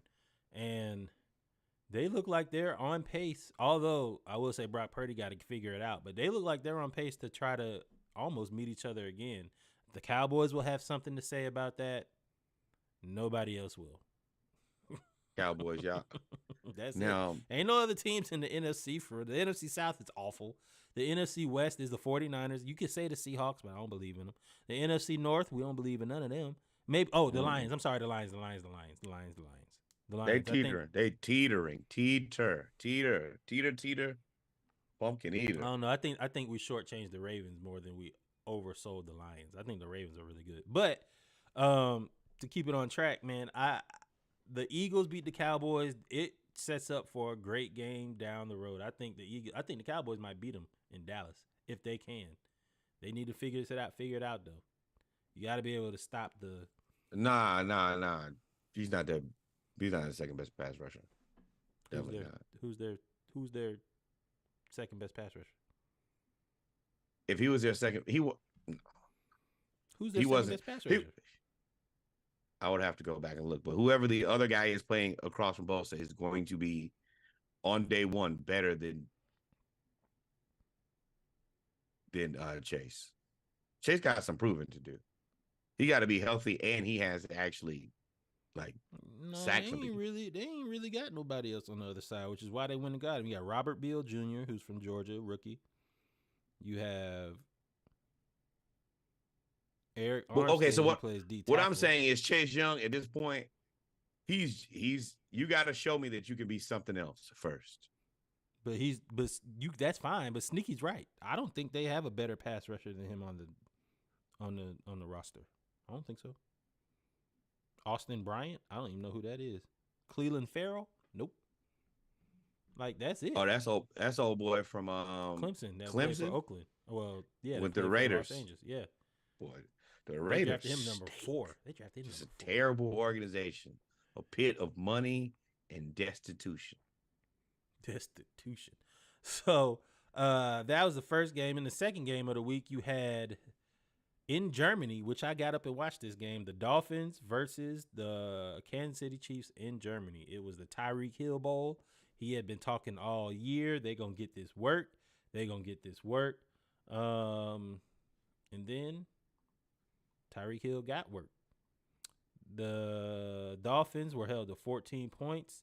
And the game-deciding play was this one right here where Hill caught a screen and then fumbled.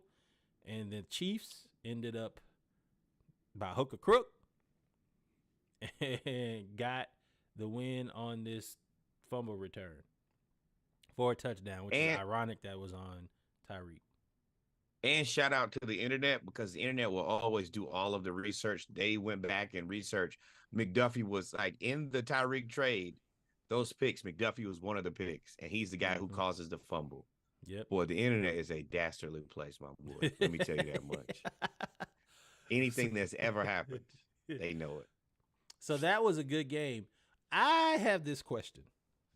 Well, I got one more thing. Kansas City, y'all got to figure it out. And you got to give Eric Bieniemy needs way more credit for the way that he has Sam Howell looking for the Commanders, and the fact that, like, Kansas City scored 21 points in the first half and then just coasted on the way home. They didn't do anything in the second half. Neither did the Dolphins. But what I'm saying is that their offense should be better than that. The expectation is for next year.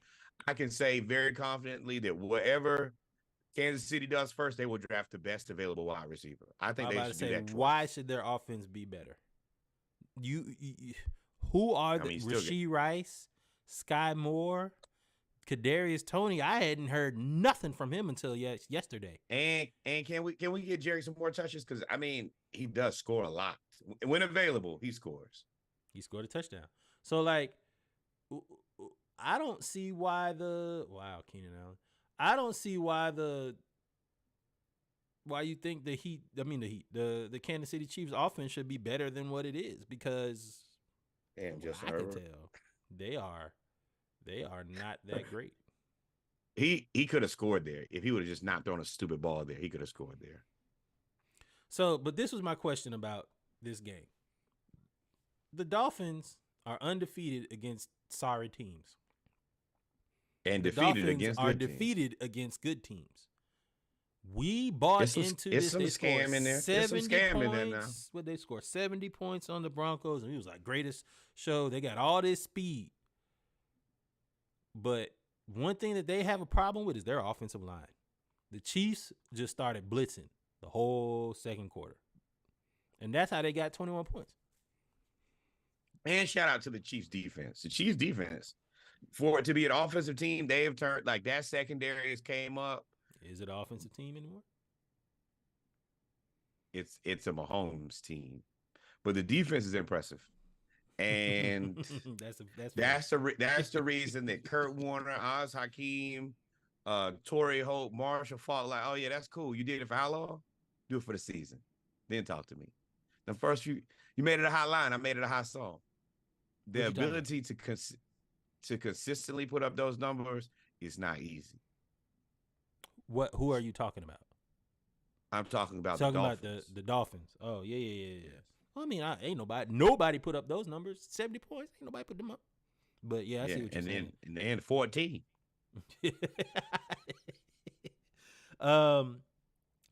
Wanted to bring this up to you because we're doing the Monday Night Update. It looks like the Jets are about to lose because they just can't score a touchdown. The Chargers do not look great in this game. Miami is 6-3. The Jets are 4-4. Buffalo's 5-4. I thought Miami was going to run away with this division, but it doesn't seem like they want to.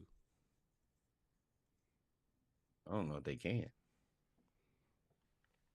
The Jets being 4-3 is amazing. Well, it'll be 4-4, but at 500, I mean, yeah, for this team to be 500 with basically no quarterback. How many teams you play every game with your emergency quarterback? How the hell are you 500? Yeah, I think Pittsburgh's gonna drop out right now. Pittsburgh is in 5th place. I think they're gonna drop right on up out of there. Pittsburgh is a scam. You know what it is. Once again, this is where it's going to have to. I think the quarterback market is going to start changing. They're going to start saying no to these quarterbacks, and I think that's the only way that you can begin to fix the problem. Because it is no way that you can move forward with Kenny Pickett. That can't be your answer. And if you do, George Pickens gonna beat his ass. I'm gonna tell y'all now. George Pickens gonna request he gonna beat his ass. So George Pickens in their win had 1 catch on like 4 targets, and he immediately wiped everything off his Instagram that was Steelers, put up the high school championship, and Georgia and him going back to UGA. That was it. He hasn't said anything else. They don't like him either. I'm gonna be very clear about that because Deontay Johnson, he gets all the targets. When he was hurt, Pickens still wasn't getting enough targets, and now Deontay Johnson back. Once again, same thing I said about Kyle Pitts and Jonnu Smith. Whatever plays you running for him, swap them out. Those are the plays you need to run for him. But Pickens, though, hey, big dog, come here. I want to let you know right now. See if I can zoom myself here real quick. See if I can get this right. Look me right in my eyes. Big dog. We would love to have you here. There's a space for you. We got a moderately decent quarterback now. We will be in the market for a new one at the end of the season. The way that these drafts look, there's a very high chance that we could end up with this guy named Michael Penix Jr. I think that it would be an excellent opportunity for you, Kyle Pitts, Drake London, Tyler Algier, and Bijan Robinson. Hey, man, maybe even keep old man Cordero around for another season. I think that we could be able to do some very special things. I understand why you want to get out of there with little Ham Pickett, and we would love to have you in Atlanta. You win championships in Georgia, don't you? Come on down. We got a space for you. That's it. Not little Ham Pickett. That's his name, Lil Ham Pickett. That's what they call Lil Ham Pickett. Yeah, so I think George Pickens is going to force his way out of there, or they don't want him there. I don't think it's something there that's not. It ain't jiving. Like every catch that we watch him make is amazing or touchdown. Everyone. And I know Mahomes is like, I go get him. Yeah. But I think that if you're smart, you part with Pickett before you part with Pickens. Yeah, you might have to. So, I mean, now that puts Kansas City at 7-2 in the playoff. They are still the number 1 seed. They basically have a 3-game. They basically won the division, the AFC West. They got like a 3-game lead. I think number 2 is 4-5, and that's the Raiders. So that's a tragedy. The Chiefs won this, and I think they're going to end up getting the number 1 seed. But speaking of the Raiders brought in Antonio Pierce. They beat the Giants 30-6. 30-6, and the game wasn't even close. Now, Antonio Pierce is an intense player, and he is an intense coach. I think he coached, was it St. John's Bosco is where he coached? He coached somebody, and he said he didn't see the enthusiasm before the game made him run. No, this was not before the game. They were at halftime and said that they were wrong, and he took them behind the bleachers to the practice field and made them run gases during halftime, and they got a delay of game penalty on the kickoff because they were still running when the other team was there. Now, he was right because they ended up winning like 96-0. But that's the type of player Antonio Pierce is, and that's the type of coach he is. And one thing we saw was that those players from Oakland, as soon as they said that he was hired and he's the interim coach, they said, we're ready to run through a wall for him. And Devontae Adams, Josh Jacobs, Hunter Renfrow. Hunter Renfrow is like no more walking around on eggshells. And Hunter I'm like, Renfrow. well, you was walking around on eggshells because they was ready to trade you. Don't. Yeah, but when you look at it, and I said they were going to win this game because it's a new voice. And most of the time when you bring in a new voice of somebody that the players like, they're going to play really well. So it's kind of like getting the star for Super Mario. They're going to play well. But I don't know how this continues, but they ended up winning this game.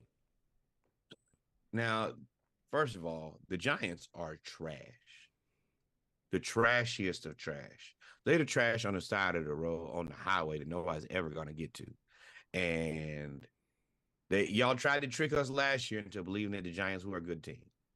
And I told y'all, I know trash when I see it.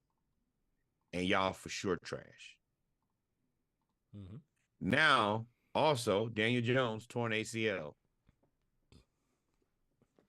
Now, the thing about this, and I'm going to try to say this in the most polite way, this is the best case scenario for them. Daniel Jones is terrible. You might be able to get hurt. And then the ACL, well, Aaron Rodgers has ruined it for him. Realistically, what? You would expect him to be ready around this time next season, right? It used to be like a 12-month thing. Aaron Rodgers ready in 56 days. So the Giants deserve this, though. You knew you had no business paying Daniel Jones. Now you paid him. We don't care. Yes, I think you're right. Also, Antonio Pierce, like, I think he's going to be very good, but I also hate that we always see black coaches kind of get stuck into these situations. Like, this is the absolute worst situation to try to fix. Because remember, this situation started out with John Gruden, which was a dumpster fire. Mm-hmm. Which then, like, John Gruden and Antonio Brown, that's how the fire started. So you started with gasoline, kerosene, everything. Then you moved to Josh and Dan Snyder. If there's ever a situation where you can say put all of the worst people together, this is it. Then you get Josh McDaniel and Jimmy Garoppolo. You really, like, you're just picking all the worst things and adding them to this situation. And yeah, now Antonio Pierce is supposed to make this happen. With what? How? Well, it worked. And we were talking about how much they liked him. And what's interesting about this is, so Josh McDaniels had like a come to Jesus talk with them last week. Because if you remember, all of this firing, apparently all the events that led up to the firing outside of on the field happened within a week. Like, happened within 1 week. So that's how the Raiders like it. They like for their season to be thrown away in like 96 hours. Hey, can we just ruin everything? So before firing Josh McDaniels, the Raiders had a team meeting where players directed their frustrations at McDaniels and unloaded on him. McDaniels had Antonio Pierce speak on his behalf. Wild that you did that. And Pierce brought up the Giants 07 team that beat the undefeated Patriots, explaining how the team believed that they could beat anyone. And if you remember, that team made the playoffs on the last week of the season. It was like 8-8, and then they went on that historic run. The players all loved it, but McDaniels did it. After everybody left, Josh McDaniels pulled Antonio Pierce to the side, and said, "Don't ever talk about the Patriots like that." That's when everyone saw how divided the building was, and owner Mark Davis wanted Pierce to be his head coach. And you know, Pierce ain't even the assistant coaches ripped into Josh McDaniels. You talking to me? So I got nothing to say about the Patriots. How about me and you step outside, since you want to tell me what to talk about? So this was, I believe, the second straw. Might have been the first straw, because 5 days ago. No, it was the second straw. No, it was the first straw, because the second straw was Halloween when Josh McDaniels came dressed as Mark Davis. Did we confirm that that's true? No, but in my story, it's true, because if that's true, then you deserve to be fired. And you also have no touch with reality of a situation. If you did that, knowing your team is awful. Yeah, if you did that, then you playing at work. You playing at work too much. Yeah, so the Raiders now are paying $60 million to John Gruden and $40 million buyout for McDaniels, which is $100 million to pay people to go away. And this is $100 million confirmed. I'm a firm believer that by the time that this whole John Gruden thing comes out, you're gonna have to pay him more than that. He's gonna be worth $350. He about to sue the league. You're gonna pay the Raiders.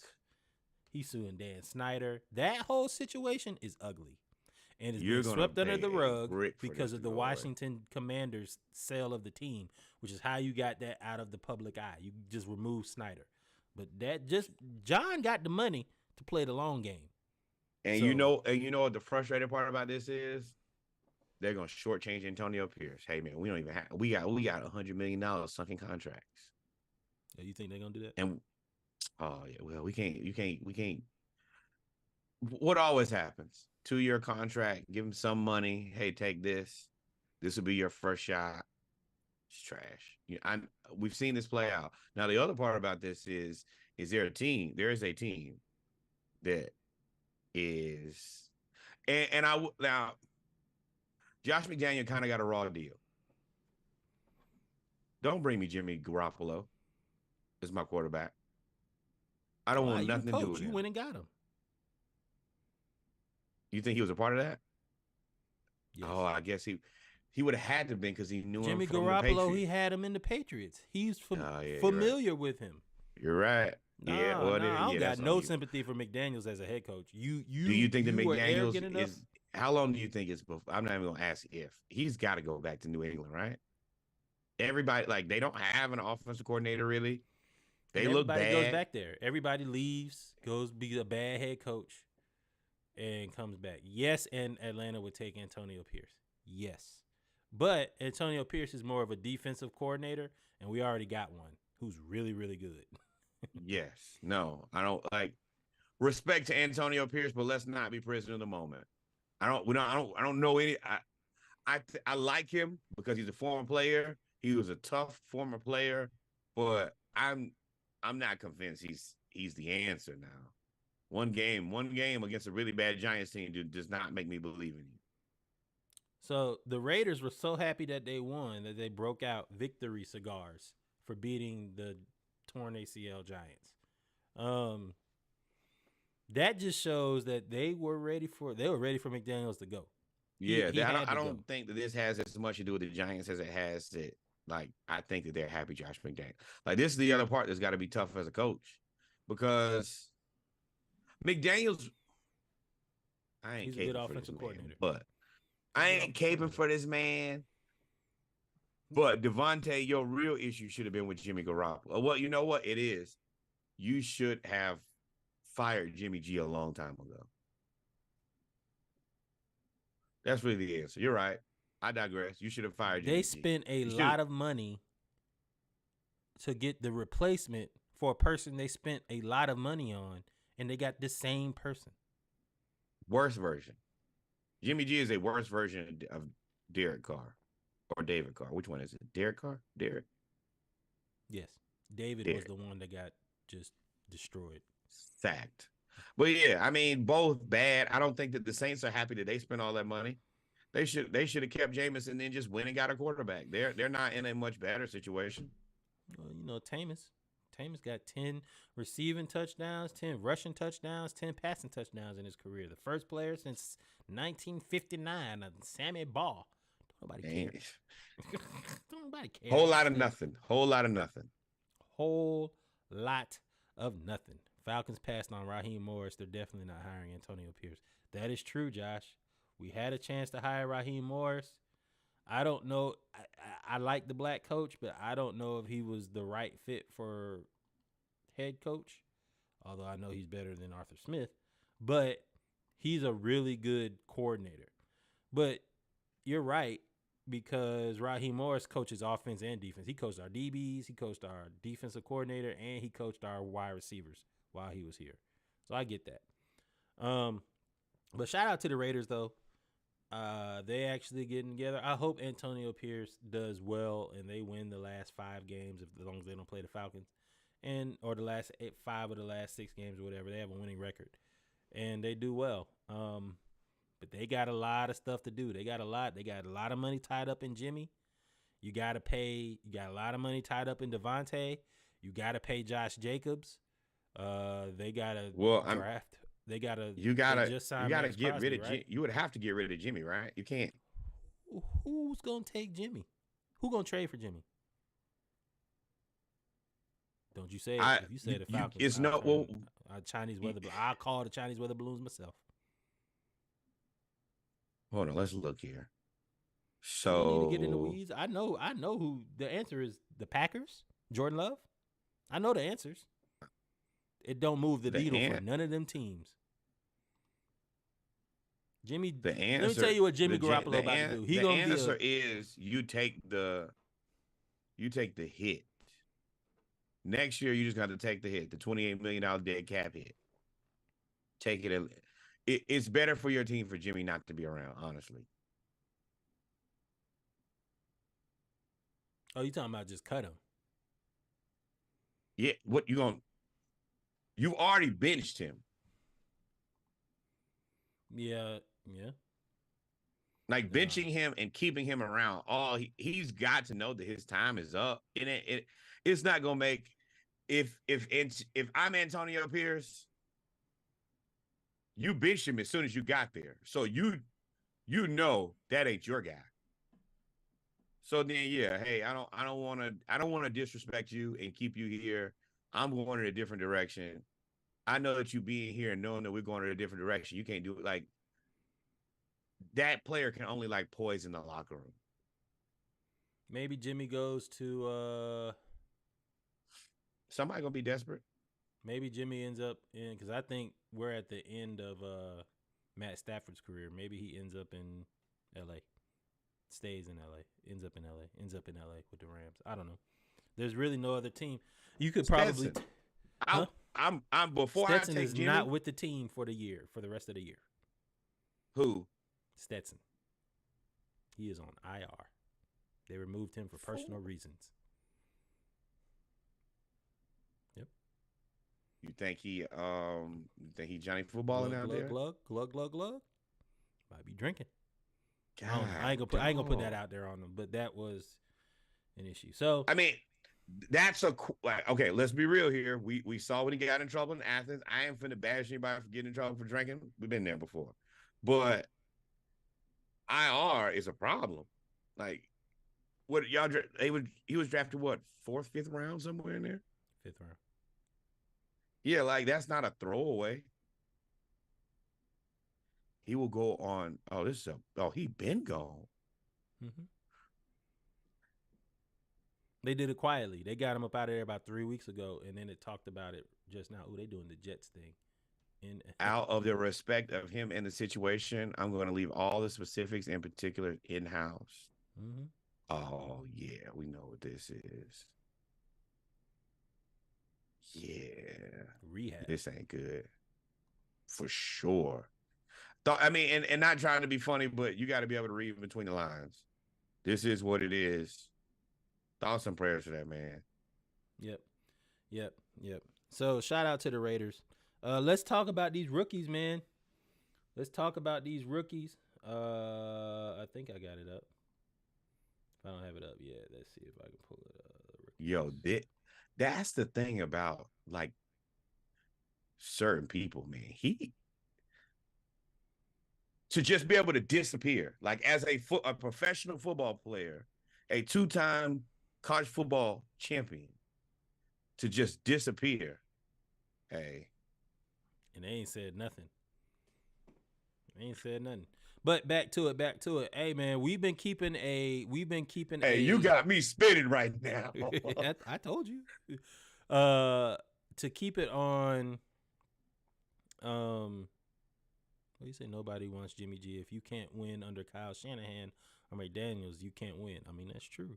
Kyle Shanahan got you all the way to the Super Bowl. All you had to do is just keep your eyes open. But anyway, we've been following these non-QB rookie performances every week because I really like that, because all you hear about is rookie QBs, which we will talk about because C.J. Stroud is that dude. But Dalton Kincaid, 10 catches, 81 yards. Tank Dell. Who's the best rookie receiver right now? Is it Tank Dell? I think it's Tank Dell. Nah, Puka Nacua. Oh, yeah, Puka. Yeah, Puka's good. But Tank Dell, 6 catches, 114 yards, and 2 touchdowns. Tank Dell is better than Puka Nacua. He is hard to guard, dog. It is hard to guard him. He looks like he's in the mold of the Zay Flowers. I think Zay Flowers was up there for a while, but Lamar just for some reason can't throw touchdowns. So you have Jackson Smith and Jigba, 6 catches, 63 yards. Byron Young, 10 tackles, 2 sacks, 1 forced fumble as well. So these rookies are playing really, really well. I'm really, really happy for them. But when it comes to rookies this year or this week, it's all about. CJ, opposite ends of the spectrum. CJ been cooking, CJ and me and Reggie have told you all season that him and D'Amico Ryans. I'm really excited to see them as a pair in the future, like a young black coach and a young black quarterback. And CJ, 450 yards. He broke all the rookie passing yards. He 5 touchdowns. He had. I'm gonna tell you what he had. He had one of those old school Cam Newton days. Yeah. So the Texans, I picked the Texans to beat the Bucks because I said when you're a young team that has talent, you normally win the close games at home and you lose the close games on the road. They're at home. I don't know how he did it, but the Bucks took the lead with like 50 seconds left in the game, and he went right down the field and scored. He had 470 yards, passing 5 touchdowns, 30 of 42, no interceptions, a 147.8 QB rating. That team is really, really, really impressive. They have the foundation of all foundations. I think they probably need like a veteran somewhere. I don't know where because they're so young everywhere. They have Derek Stingley Jr. I'm sorry. They have Will Anderson. They have the other dude from Baylor. They got him too the year before. Like they have a lot of young talent on that defense and a lot of young talent on that offense. I'm pretty sure they're one veteran away from probably winning their division next year. And if CJ Stroud keeps playing the way he's playing now, and this is not a fluke, and he doesn't have a setback, and this team could be scary because they got it. They got everybody. They need a receiver. And they need one more receiver. I will be remiss if I did not say this. Baker Mayfield did not play bad. This is not the reason they lost this game. And I honestly think that the Buccaneers have found their quarterback in Baker Mayfield. Sure. Doesn't move the needle for me. I think that's going to be third in the division again. Don't matter. Yes, they're third in the division now. But yeah. So the Saints got to pay. Who? Paying Carr. Carr's not on the last year of his deal. No, what I'm saying is Carr gets a ton of money, and that defense is older. The Bucks can pass them. Hell, they can pass us if we miss on another quarterback. Defense for the Bucks is older. Levante David ain't young. Shaq Barrett ain't young. Vita Vea ain't young. Vita Vea is like 28, 29. I guess Mike Evans ain't really that young either. Mike Evans is good. They talking about trading him. They already said we are not re-signing you. I think that's before this season. I don't think that anybody expected Baker. Well, then you're going to have to pay him. We're just going to hamstring you somewhere else. You ain't going to pay him. You don't have to pay him. Now, they do have Joe Tryon, who is a beast, but you got to pay him too. Joe Tryon, you got to pay the defensive end number 9. You got to pay him too. Tampa Bay is in the same or worse situation than the Saints. Same situation. They old. Kind of right. It's really us in Carolina. But yeah, so shout out to the Texans. And what's really cool about this is Dare Ogunbowale. That's right. I said it right. Ogunbowale was the backup kicker. Well, it was the emergency kicker because the backup kicker, the kicker got hurt. The backup kicker got hurt, and then he's the emergency kicker. And he ended up, luckily, he's international, so the international sport is what? Soccer. Grew up playing soccer. He ended up being a kicker. They won by 2 points. He ended up making a field goal in that game. What's dope is he has a sister that plays in the WNBA who also is a sniper from 3. So they said all this family does is hit threes. Pretty dope, man. And I give him credit, number one, the field goal. Like, it's one thing to just do a kickoff. All right, just kick the ball, kick it as hard as you can. We've all played against trash teams with no kicker. But to actually make a field goal, number one, that means they trust you enough to kick it. And then I was watching the kickoff. I was like, all right, because they had to kick the ball off to end the game. And I was like, all right, so what do you do here? Do you like just squib it down the middle and kind of put your, then things can always go haywire. He kicked it he kicked it into the end zone. And I was like, damn, that ain't really the easiest feat in the world. No pun intended. Like Chad Johnson out there. Remember Chad Johnson? Ocho Cinco's out there kicking field goals? So well, he definitely got it done. Congratulations, man. And that's wild. That's wild. Now, on the opposite end of the spectrum, you had what you call the Panthers. This is also wild. And the Panthers with Bryce Young, who drafted Bryce Young over C.J. Stroud, which I'm going to say this every week because I told y'all, Bucky Brooks, I told you, y'all picked the Panthers to win the division. Now, I'm sure they picked the Panthers, and no, you picked the Panthers to win the division after they traded DJ Moore. After you drafted, that was egregious. It was egregious. It was disrespectful. After you drafted to trade up to get Bryce Young, who I like him. He was good in college. He's a good dude, but he's 5'9", guys. He's small. Him and Stetson Bennett are the same height. They stood shoulder to shoulder in the national championship game. So you have him. And I'm not giving up on Bryce yet. Like, I'm not the either. other parts. CJ got a ton of weapons over there now. That for sure is the difference. Bryce over there with Adam Thielen. But the Texans have a small war chest of weapons over there quietly. They do? Yeah, they got Tank Dell. They got Mechie. They got Pierce from Florida. They got players. They just got young players. They're on to something. Not like the Jets. The Jets are off of something. Off of this. So the Panthers, win this game we call pro football. Carolina Panthers with sharp teeth and claws. We growl to win this game we call pro football. This was the war call for the Panthers before this was the war call for the Panthers before before they played Indianapolis. You knew that they were going to lose right after this.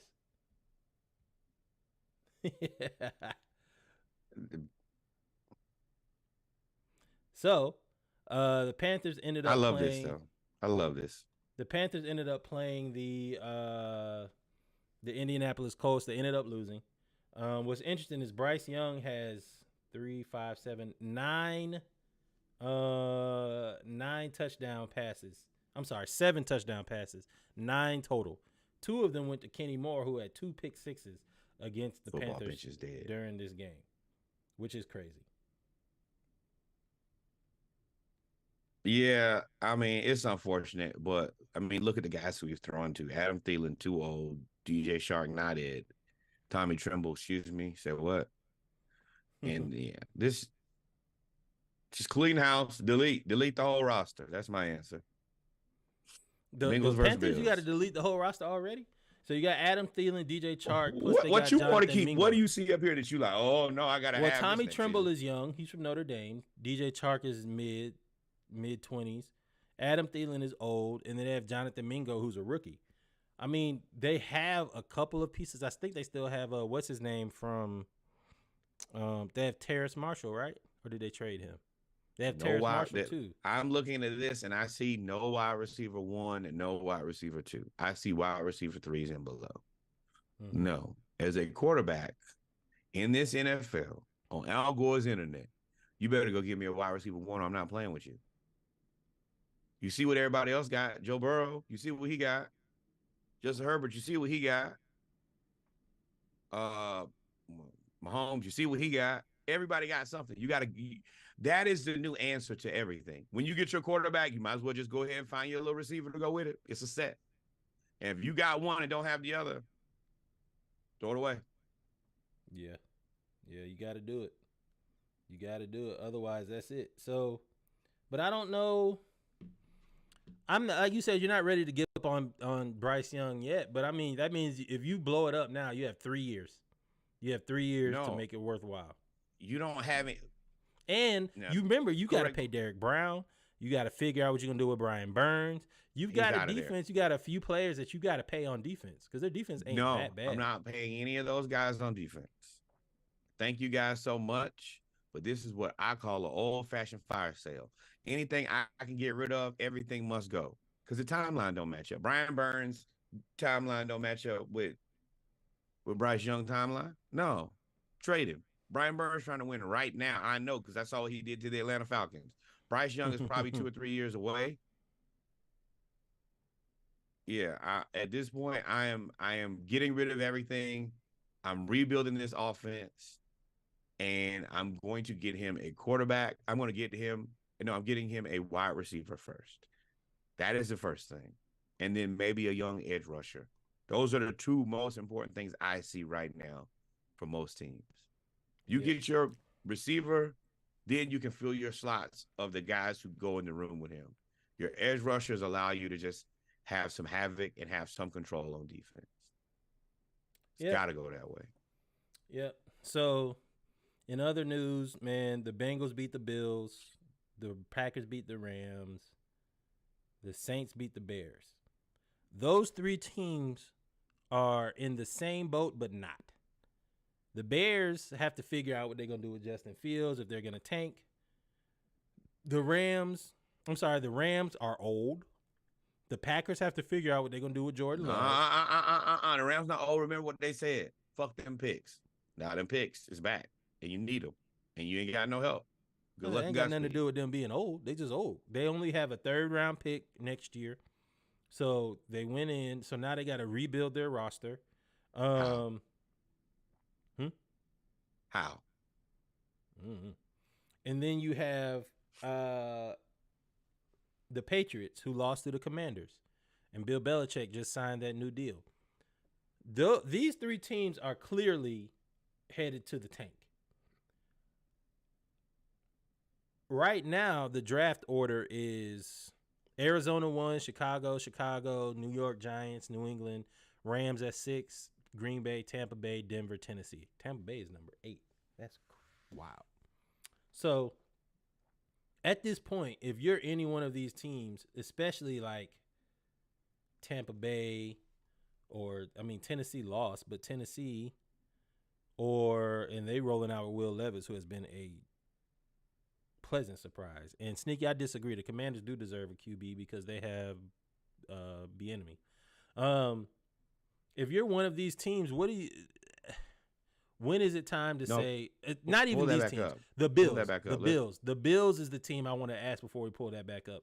Do the Bills? Is it time for the Bills to blow it up, or is it time for them to? Or is it too close to call and they're still in the division hunt? Did you see this TJ Uzoma drop? Yes, I did. It hit him like 5 times. Mm-hmm. The Bills are in a very precarious situation. And there's not really a good answer. There's not a good answer.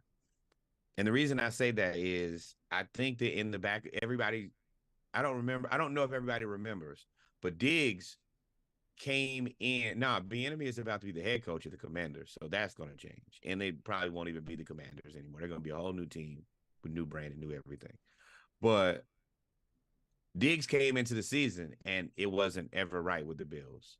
So I think that they're going to move on from him. I honestly think that Diggs is going to be a Cowboy. I think that Jerry likes a story, and I think it will make him very happy to allow CD to be the natural wide receiver 2 that he is, and then put Diggs as the number 1. I think that makes CD so much more dangerous. And at the same time, you got to find a new guy for Josh Allen. That's the real only answer. And sad to say, it might be one of our guys. Honestly, if we don't find a quarterback, I assume that Drake London or Kyle Pitts is going to want to go somewhere where they can throw the ball. What's unfortunate about all these teams, including the Falcons, is especially the Bills, none of them, they didn't make a move at the trade deadline. You needed a running back. Derrick Henry was there. You needed another receiver. You needed other pieces and you didn't go get it. Who else did I say? The Rams. I mean, the Rams ain't got nothing to trade. The Packers have a lot of young talent that they could trade. The Bears have a lot of young talent that they could trade. But doubling down on dumb gets you to the point where now you don't know what to do. You're in purgatory. You're in the fell clutch. No, I mean, you're gonna have to purge some, but and I waffle back and forth on Josh Allen. He throws a ton of interceptions, and that definitely takes you out of games. But I also got to be very realistic as a person who don't have a quarterback. I want Josh Allen 100% of the time in Atlanta versus what we got. Yeah. It's just, I mean, at the end of the day, like I told y'all, there's a quarterback deficit on this planet. I don't know where all the quarterbacks have gone. If y'all find them, let me know. But right now, it's just more valuable to have him than not have him. I'll take him.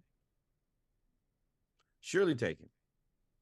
And there are all of maybe 5 teams who will be like, you know what? I'd rather have my quarterback. 5? And I don't know. I was about to say Mahomes, Lamar,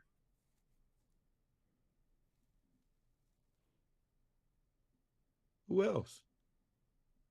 Quarterbacks wise, Joe Burrow.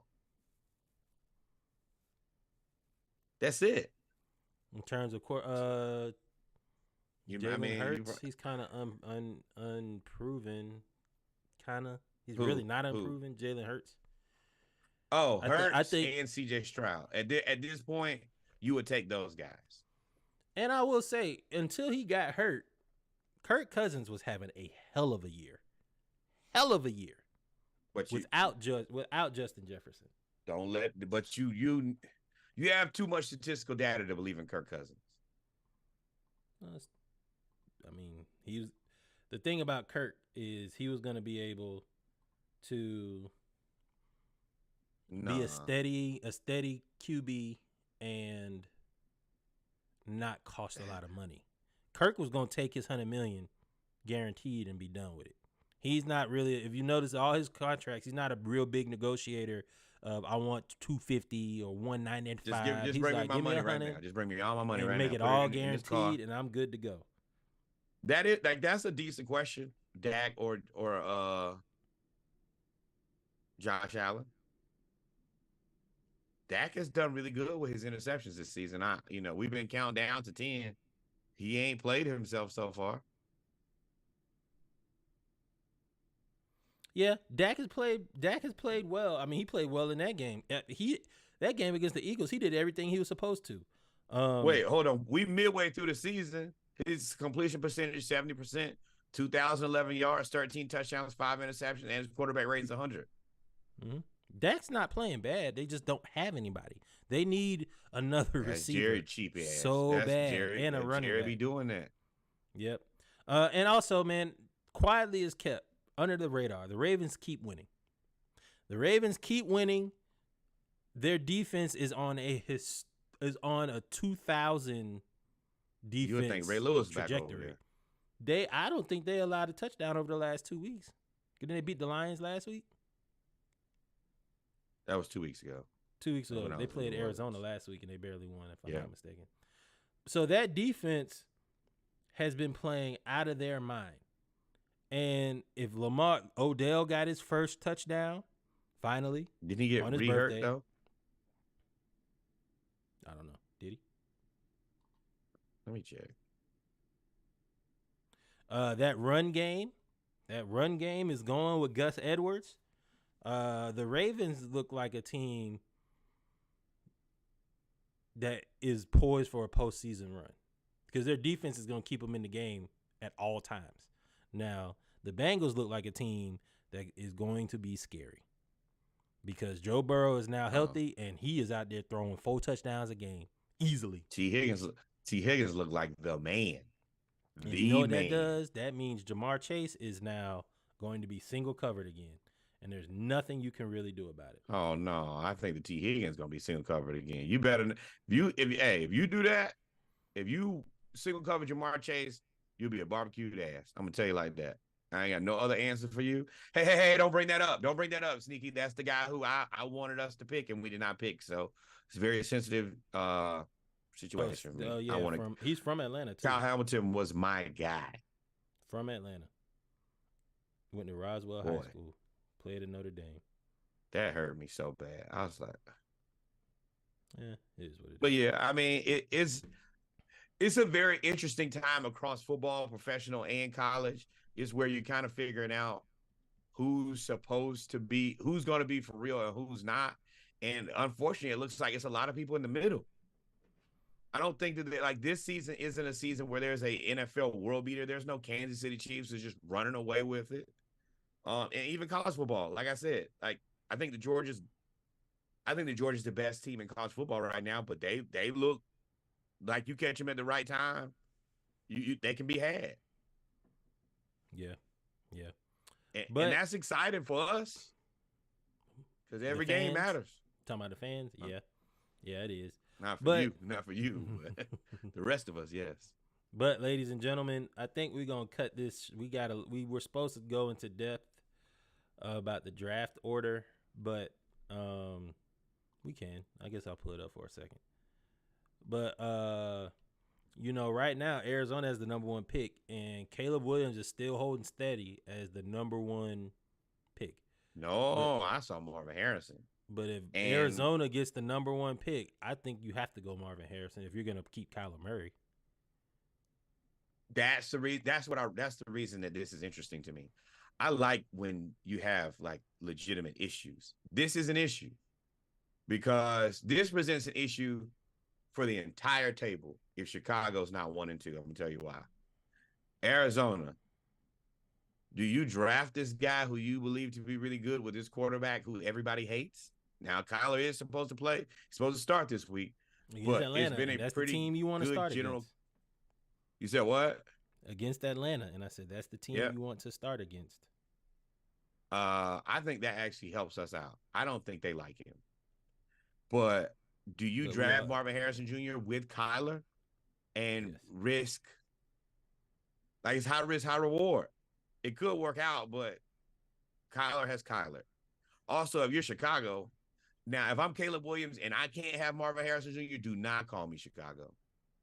So that's 2 draft spots that I'm not going to. The Giants, they already got Danny Dimes. You think Caleb gonna sit behind Danny? Now you could have Caleb sit for a year, but then you're wasting Saquon's time then. All of these little timelines, all of this has a little bit of different nuance to me. The Giants don't really have a clear-cut right answer. Then you get right to New England. That pick right now, everything that I say says Drake May. Well, replacing Mac Jones with Drake May to me just sounds like you're doing the same thing over again. Kind of the same thing with the Giants, either one of those. Now the Rams, you should probably be looking. My answer in that spot will be Michael Penix Jr., but the issue is he's not young. He's played a lot of college football. So you can't wait for Matt Stafford to be done to move on to Michael Penix Jr. Then Green Bay, I don't think you can draft another quarterback. Tampa, you can't draft a quarterback. Denver, you can't draft a quarterback. Tennessee, I don't think you need a quarterback anymore. Yep. Well, it's interesting to see. It'll be interesting to see. But with all of that said, there is a world where Michael Penix Jr. could be available for the Atlanta Falcons. I figured that's what you're trying to talk yourself into. No, I wasn't. I was just because the reason I just wanted to talk through it because every team up here, the draft don't really work for anybody. Everybody's it's just bad. Yep. We'll continue this discussion though. We've come to the end of the football segment. We are at 2 hours and 56 minutes. We will take a quick break, then we'll be right back with basketball to round up the show. Y'all in Denver definitely can't draft.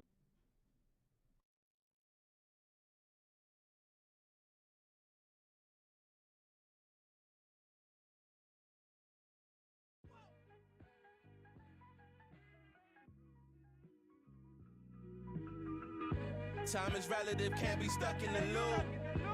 Rich and Millie, the rest in time for it to sue.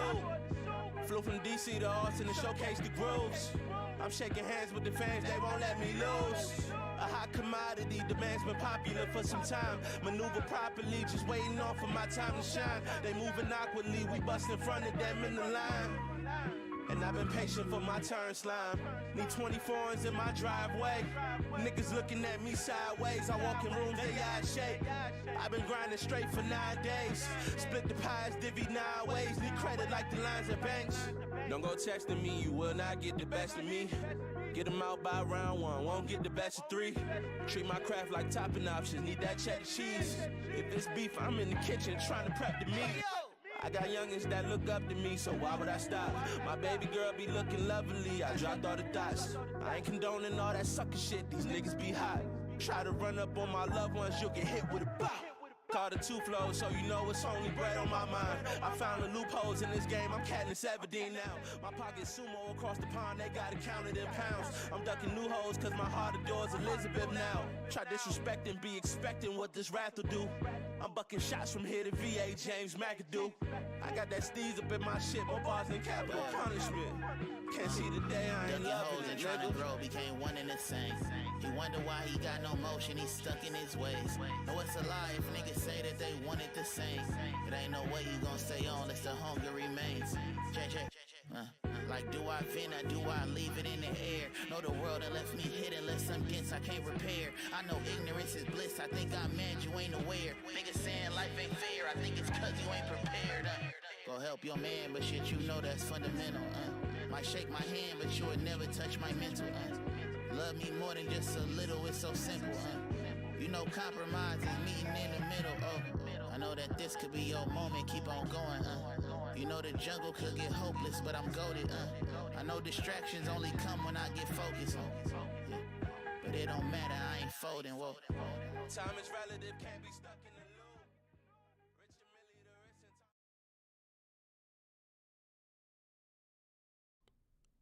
time. And we're back, ladies and gentlemen, with our final segment of episode 127 of the Splash Cast, the Around the League edition, our hoops segment. So we're going to talk about some basketball news. Y'all know it is the beginning of the season in the NBA.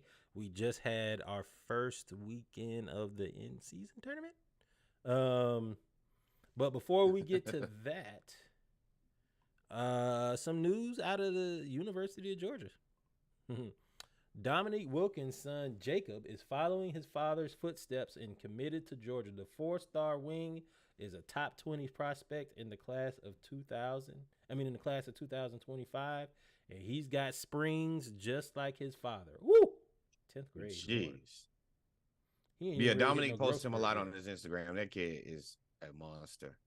I'm so excited for these second generation athletes.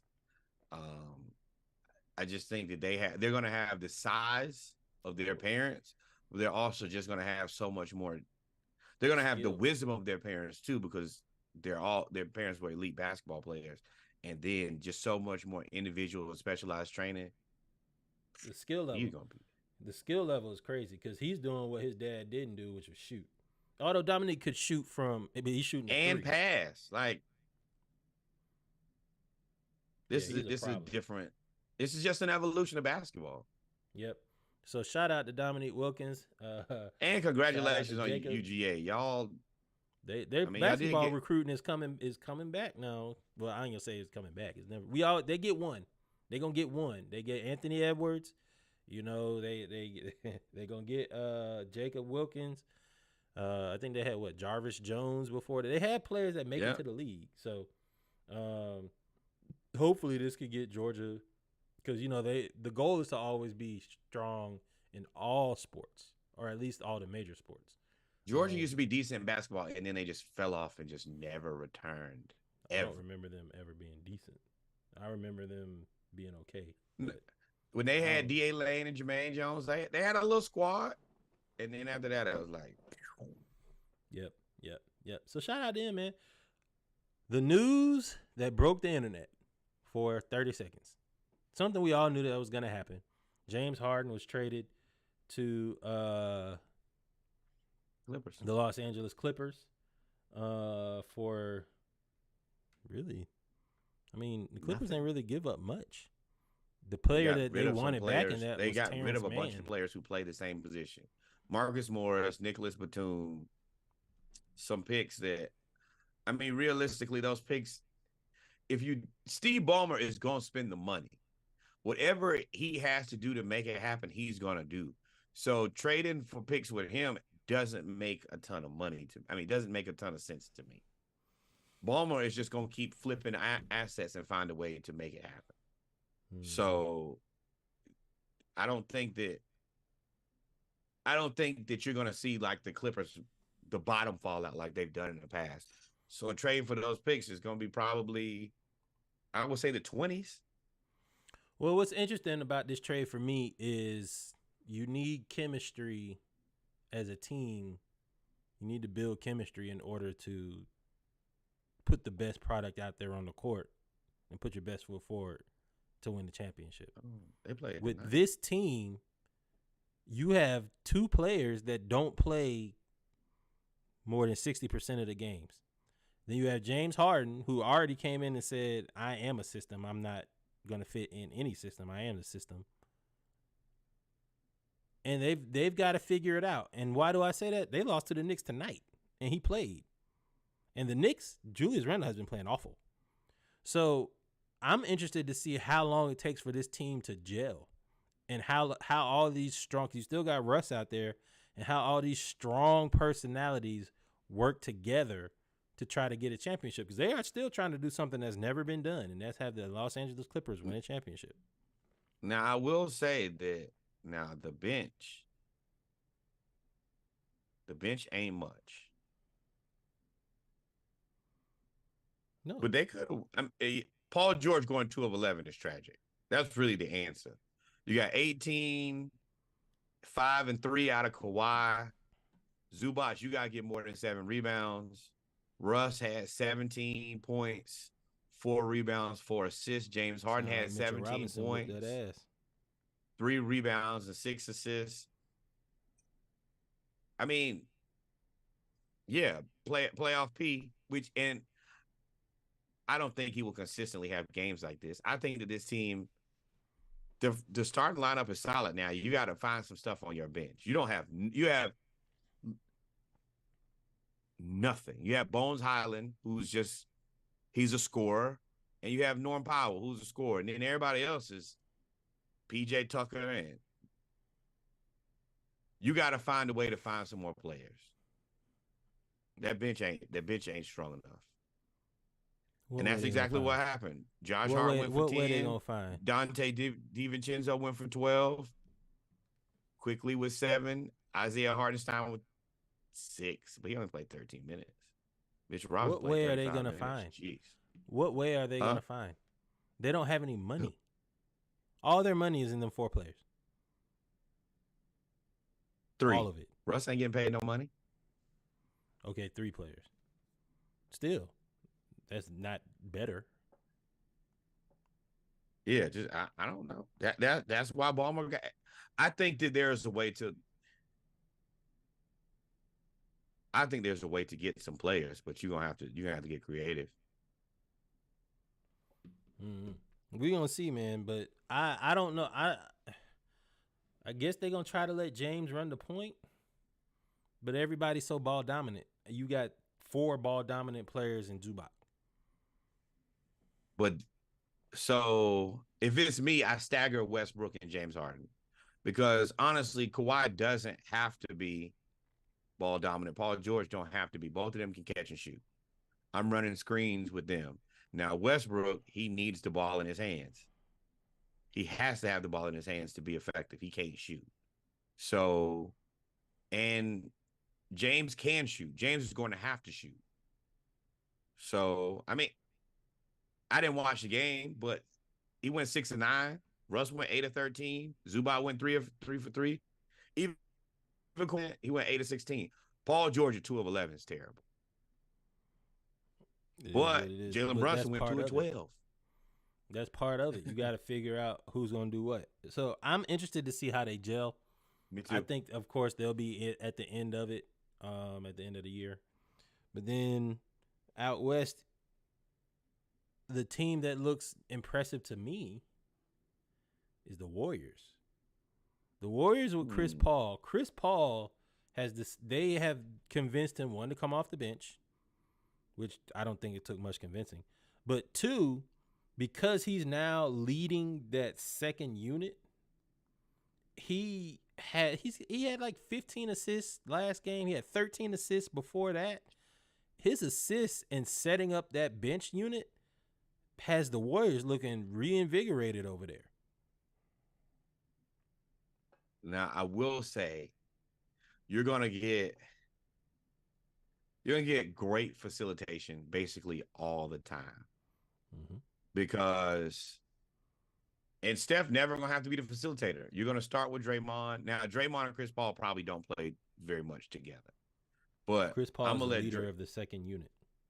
Yeah, so I'm gonna let Draymond do that. I'm gonna let him run the first unit, get everybody the ball, and then Chris Paul, Moses Moody, Gary Payton Jr., Jonathan Kuminga, and Dario. Now, everybody on this team can shoot a little bit.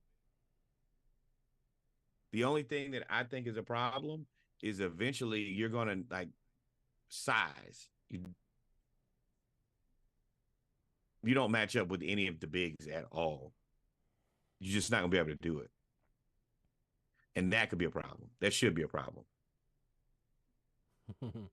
But they do look good. I'm interested to see how they cope with Klay.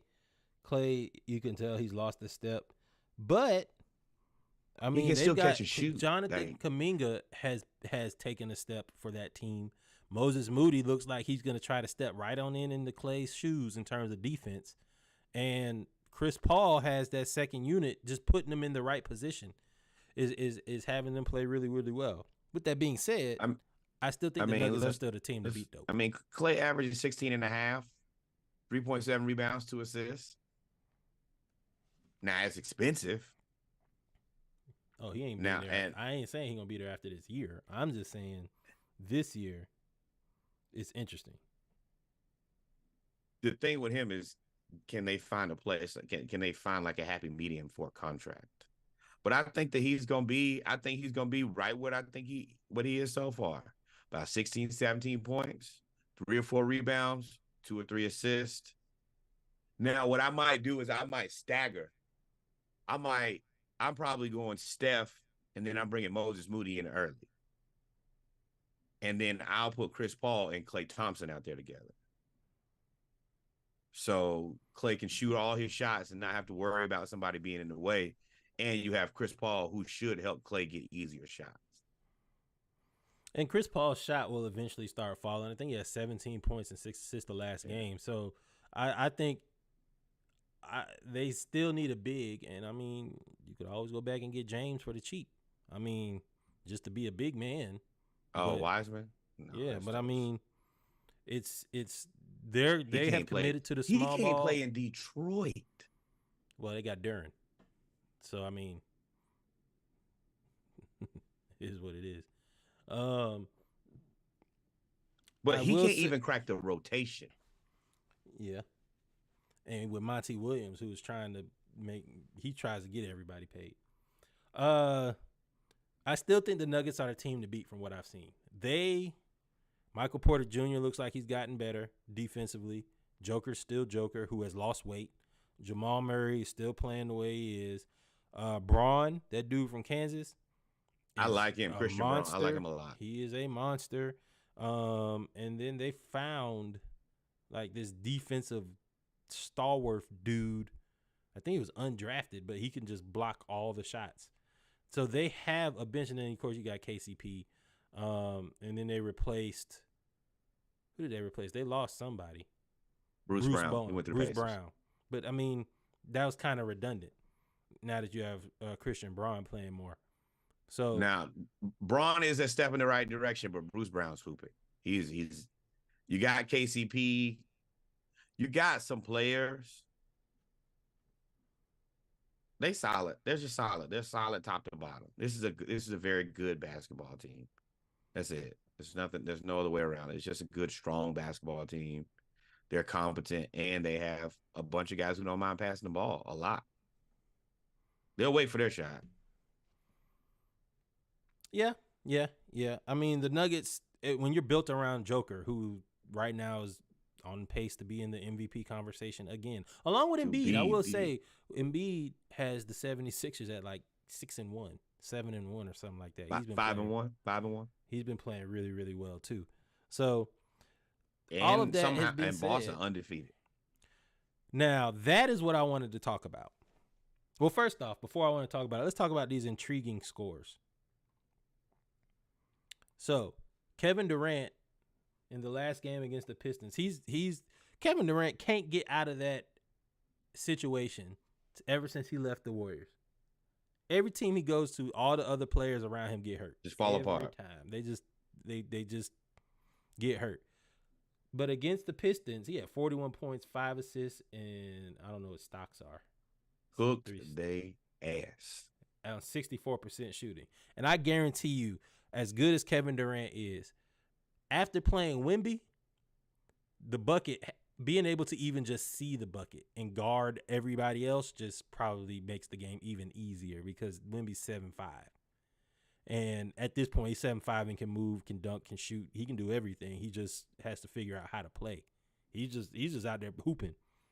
So and then you had LaMelo, who had a 13-3 assist-to-turnover ratio and 30 points and 10 rebounds and an L against the Mavericks. Fortunately, he played against Luka. Scotty Barnes, I'll come back to him. Ausar Thompson, one of the robot twins, 14 points, 9 rebounds, 8 stocks, 4-1 assist-to-turnover ratio. And then Pascal Siakam, in a win against the Spurs, only had 8, 6, and 5 on 2 of 12 shooting. Those are all intriguing for different reasons. LaMelo finally looks like himself again. The Ausar Thompson kid is kind of crazy.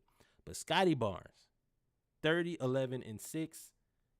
And he has taken a year 3 leap. His first 6 games, he had a triple-double, 24, 8, and 5, 20 and 12, 21 and 12, 24 and 8, 30, 11, and 6, 3 steals, and 3 blocks.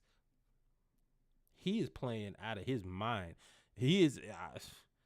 Y'all might have should have traded Pascal because he's taking all the shots, rightfully so. He's their guy. Like for the future, that's the reason that you just look at the Raptors like, what the hell are you guys doing? You got all these guys who play the same position around the same size. It's not. You can't have Pascal play the center spot. It's just not. It's not really. It just doesn't make any sense. But Scott, and I like Scotty because Scotty is aggressive. Scotty is tough. And if you want the smoke, he'll give it to you. I remember I saw him. They showed a little video of him talking to the dude like, "You are not him, buddy. Don't talk to me like that. Right idea, wrong guy." And I think he's going to be a killer. Oh, my Lord. Kelly but Oubre.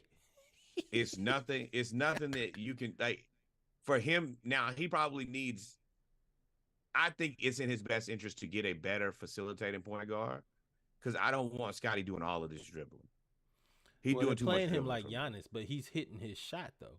They playing him the way that Jason Kidd trained Giannis to be the point forward is the way that they're playing him. But, I mean, he is cooking right now. Oh, that's him in his outfit. But he is cooking right now, and he's shooting off the dribble. He's hitting that 3.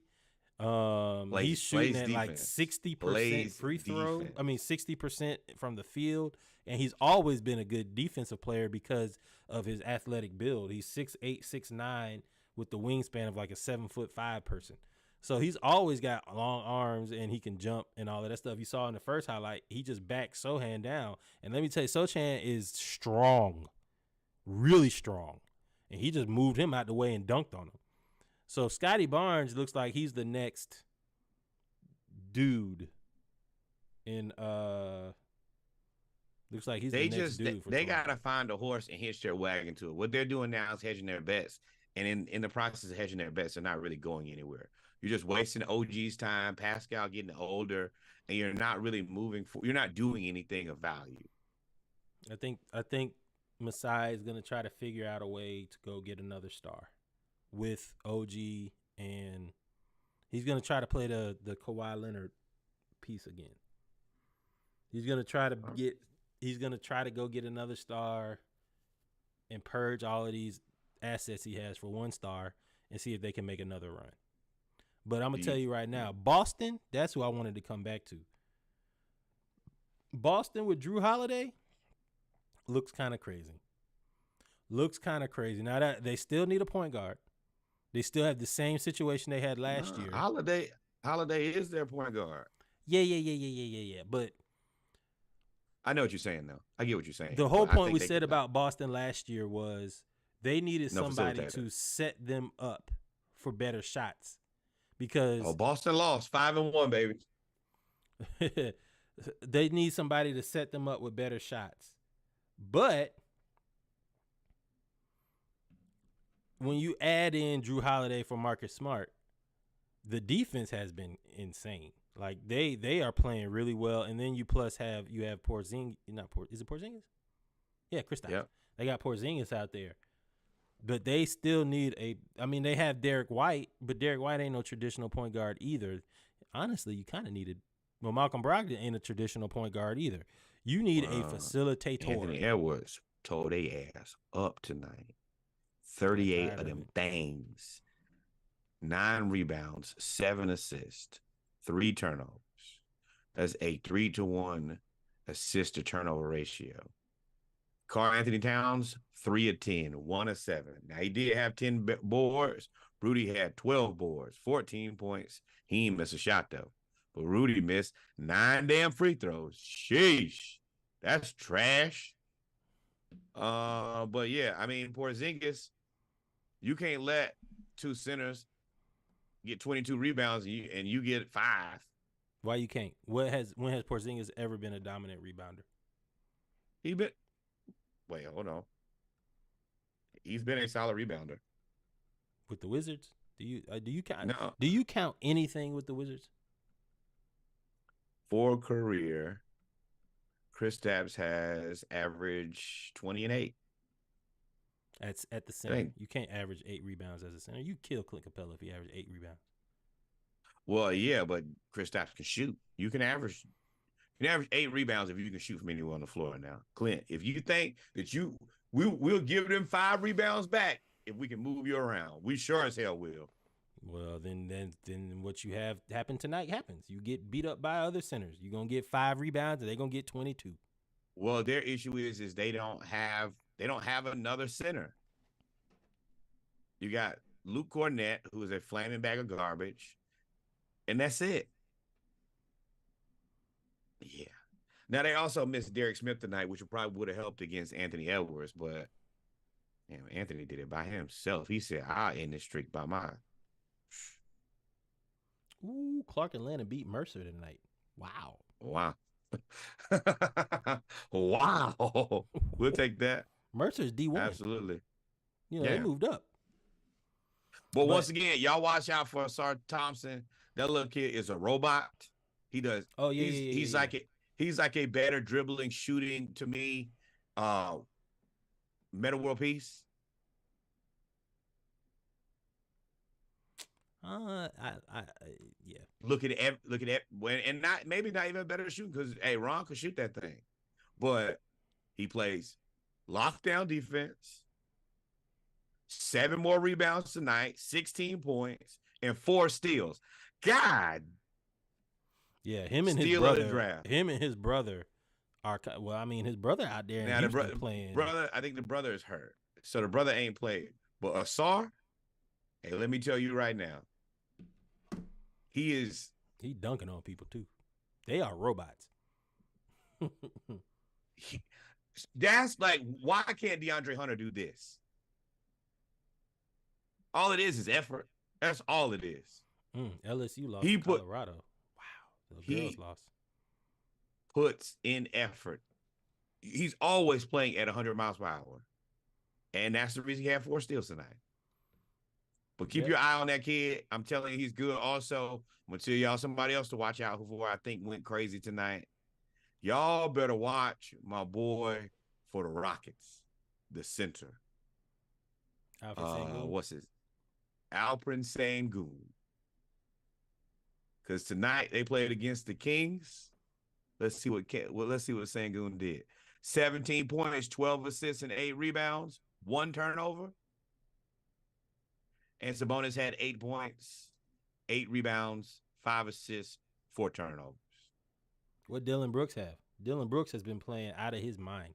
He's shooting 65% from three. They didn't really need him tonight. Jabari Smith had 13 points. Dylan Brooks had 9 points, but he had 6 rebounds. But he's the high man. He plus 34. Yeah, he destroyed Kevin Huerter. He took Kevin Huerter out of the game. Kev, Red Velvet, you negative 26, but you ain't the low man. Davion Mitchell, negative 30. This is terrible. But yeah, the person who I'm looking at right now is, and I'm going to say this, and people, I don't care. I know that I'll be right about stuff that people just don't understand. This was supposed to be James Harden's job. James Harden fits in this system way better than Fred VanVleet. And they will regret not trading for James Harden and taking Fred VanVleet.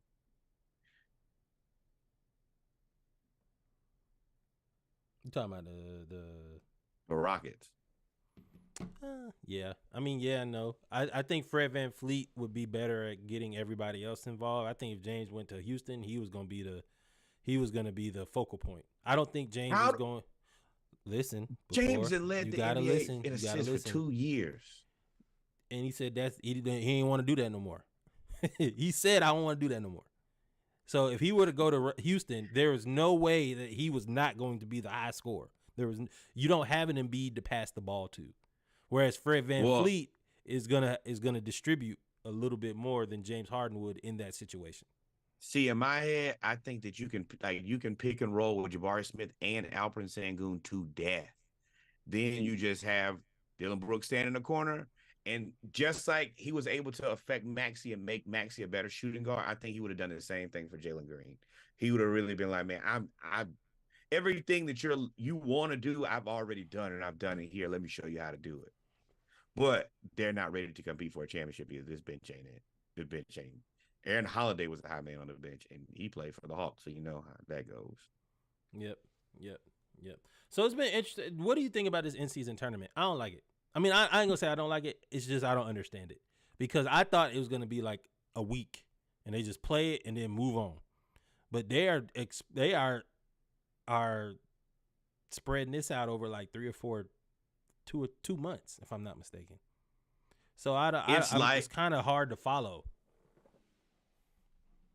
To me, it's very similar to like when you work your job.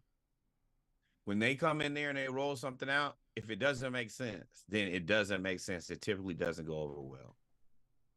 I don't even the people at the top, the people whose job it is to understand this, I don't think really understands this. I haven't seen ESPN really break it down and it makes sense or be interesting. No sports podcast I've listened to has been engaged about it. So I just have to take the natural reactions that I feel. I don't feel like it's much of anything. I don't think the players cared. Like just like we said with Bones Hyland. Bones Hyland, he plays in the NBA. He says, I have no clue. I'm just going to play basketball. Mm-hmm. And overall, I just don't think it works for me. Yep. But I mean, I'm interested to see how it plays out. Like I said, the NBA, I've been saying this since we've been podding in before. They are trying to do the soccer model, and it may work. I mean, the next step would to have the NBA Africa be an actual league by itself, to have the NBA Europe be a league, NBA China, NBA whatever, and then you would have just transfers the same way that they do in soccer, which is what they're trying to do. With that being said, I agree, but you got to be able to execute. I mean, they got the model. They'll just follow soccer. Damn, Cam Reddish. And the Lakers lose to the Heat. 108-107. That's a hell of a game. Mm-hmm. But yes, with that said, we have come to the end of the podcast, the audio experience, the Splashcast. In Reggie, your HBCU homeboys have been rocking. We've covered everything. What you got for us, big dog? We talked about hoops. We talked about football, college and pro. We talked about HBCU news around the culture, and we had a funny little pregame. As you guys Tuesday is the ATL edition. Wednesday, Splashcast 36 pack, Splashcast soundtrack, episode soundtrack. And then Thursday is the Around the League. The pregame also comes out on Wednesday. With that said, Norwood, if we ain't missing anything, take us out. Also, make sure that y'all, if you see a person playing a tuba and they're in the middle of playing, wait till they're done. Because he might just hit you with 3 of them things right upside your head. And then you just hear like sounds of blackness in the back of your head all the time, and you won't know why. You should be like, well, I think they call it pre-concussed, where you should probably go into the blue tent because that man made your brain shake, rattle, and roll. So yeah, y'all be safe out there if y'all encounter any tuba players. Outside of that, number one, more black baseball, more black baseball, more black baseball. Number 2, more black cowboys and cowgirls. Number 3, by far the most important part, the historically black college university you went to, your cousin went to, your auntie went to, the person who used to sit in the back of the church and y'all were talking. Your mama would be like, hey, shut up, don't make me come back there. Send some money to the school, to that HBCU, the historically black college university in your neighborhood, the ones you go for homecoming, step shows, just to be around your people. Send some money over there. And then finally, the greatest learning institution in all the world, the one that gave me a degree, gave Reggie a degree, the Hampton University. All we asking for is $18.68 on behalf of the year that we were founded. Send that over. Put me and you can even draw me and Reggie face on the front. Just send them the money. Cash app them bands if you need to. Whatever it takes. We really, really, really do ask you to support HBCUs is a fundamental part of our community, of our life. Thank you guys for supporting us. We truly appreciate it. This is 127 episodes. Me and Reggie, the grind never stops. Never. 36 pack on Wednesday. I gave you a 48 pack last week. And also, y'all listen to the Jeezy. Hit me in the DMs. Tell me what y'all think. I'm interested to have the conversation. Outside of that, we love you. Adios, amigos. Until we meet again.